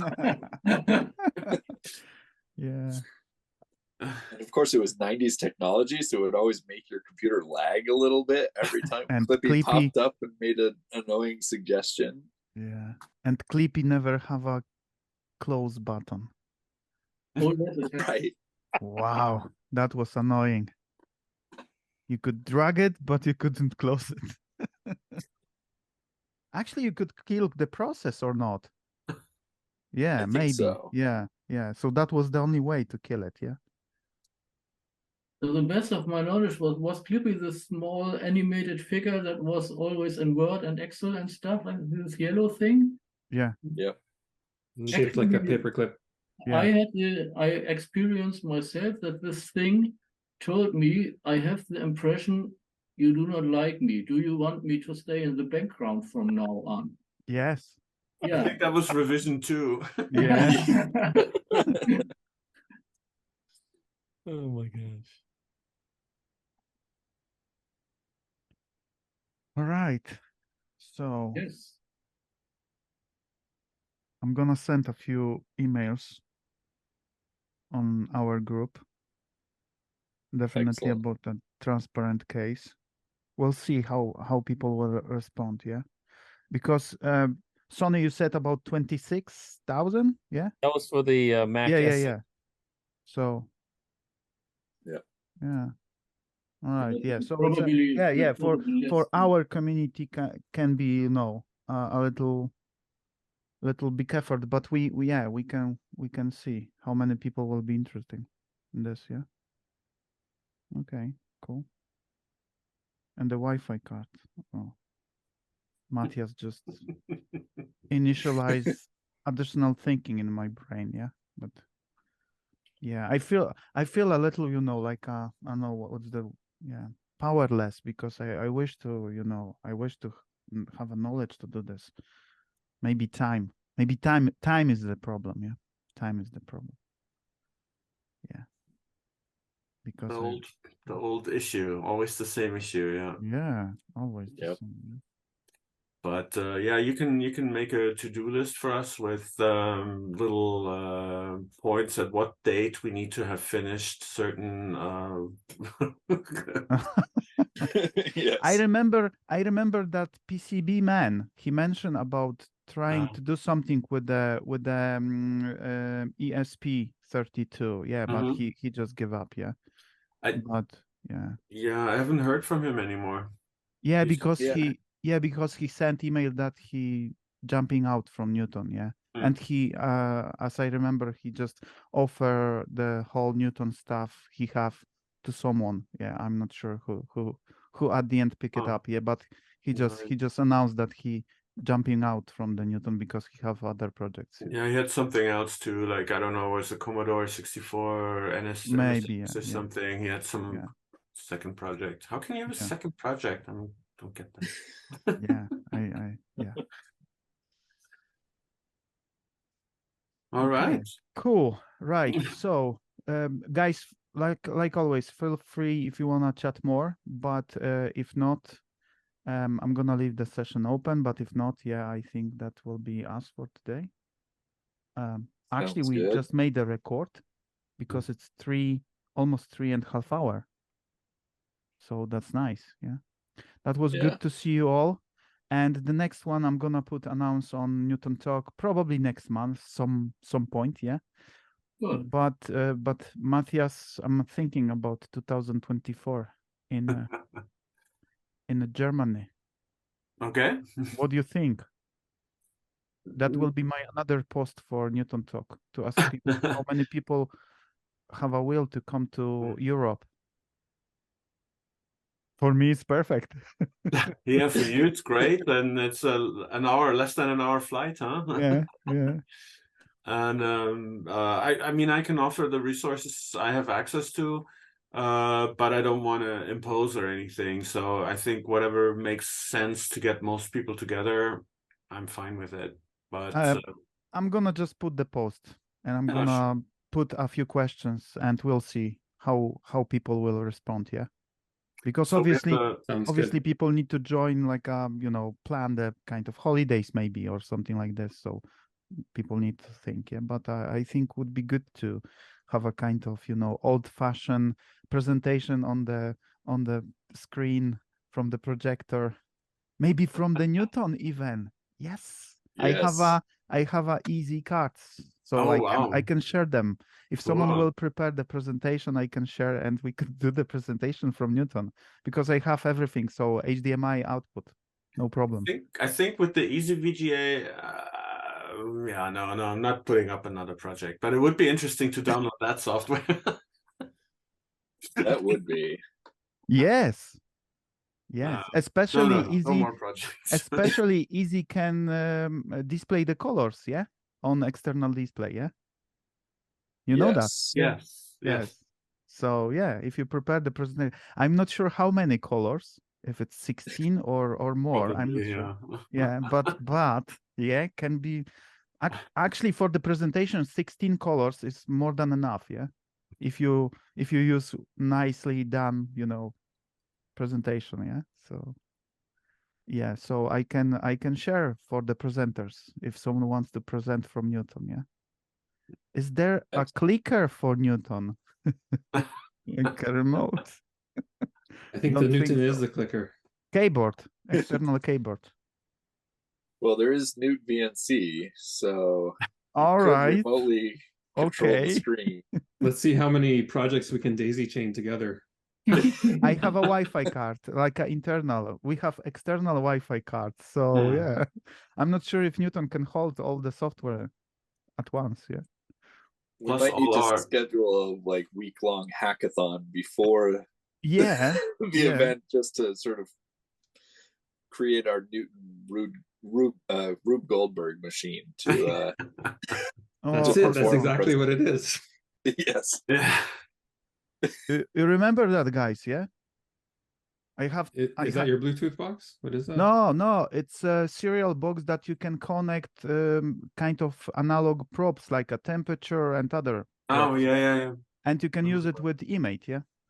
I bought like a bunch of them, like 10 of them, and my friend from Poland, he managed to you know, figure out how to make the modern props for this based on Arduino. So basically he forced Arduino to talk with this box, and he managed to use the eProbe software on eMate, and it's working, yeah. So technically you can put any probe. It's a matter of calibration later on. That's it, yeah. So yeah. And next task I give him to replace that box with just Arduino, and that's it, yeah. And I believe he figured out this, but later on, oh, I don't have more time, and it's on the freeze state. But he managed to figure out how to communicate with the Newton via serial port based on just Arduino or something like this. So. Apple would be proud of us.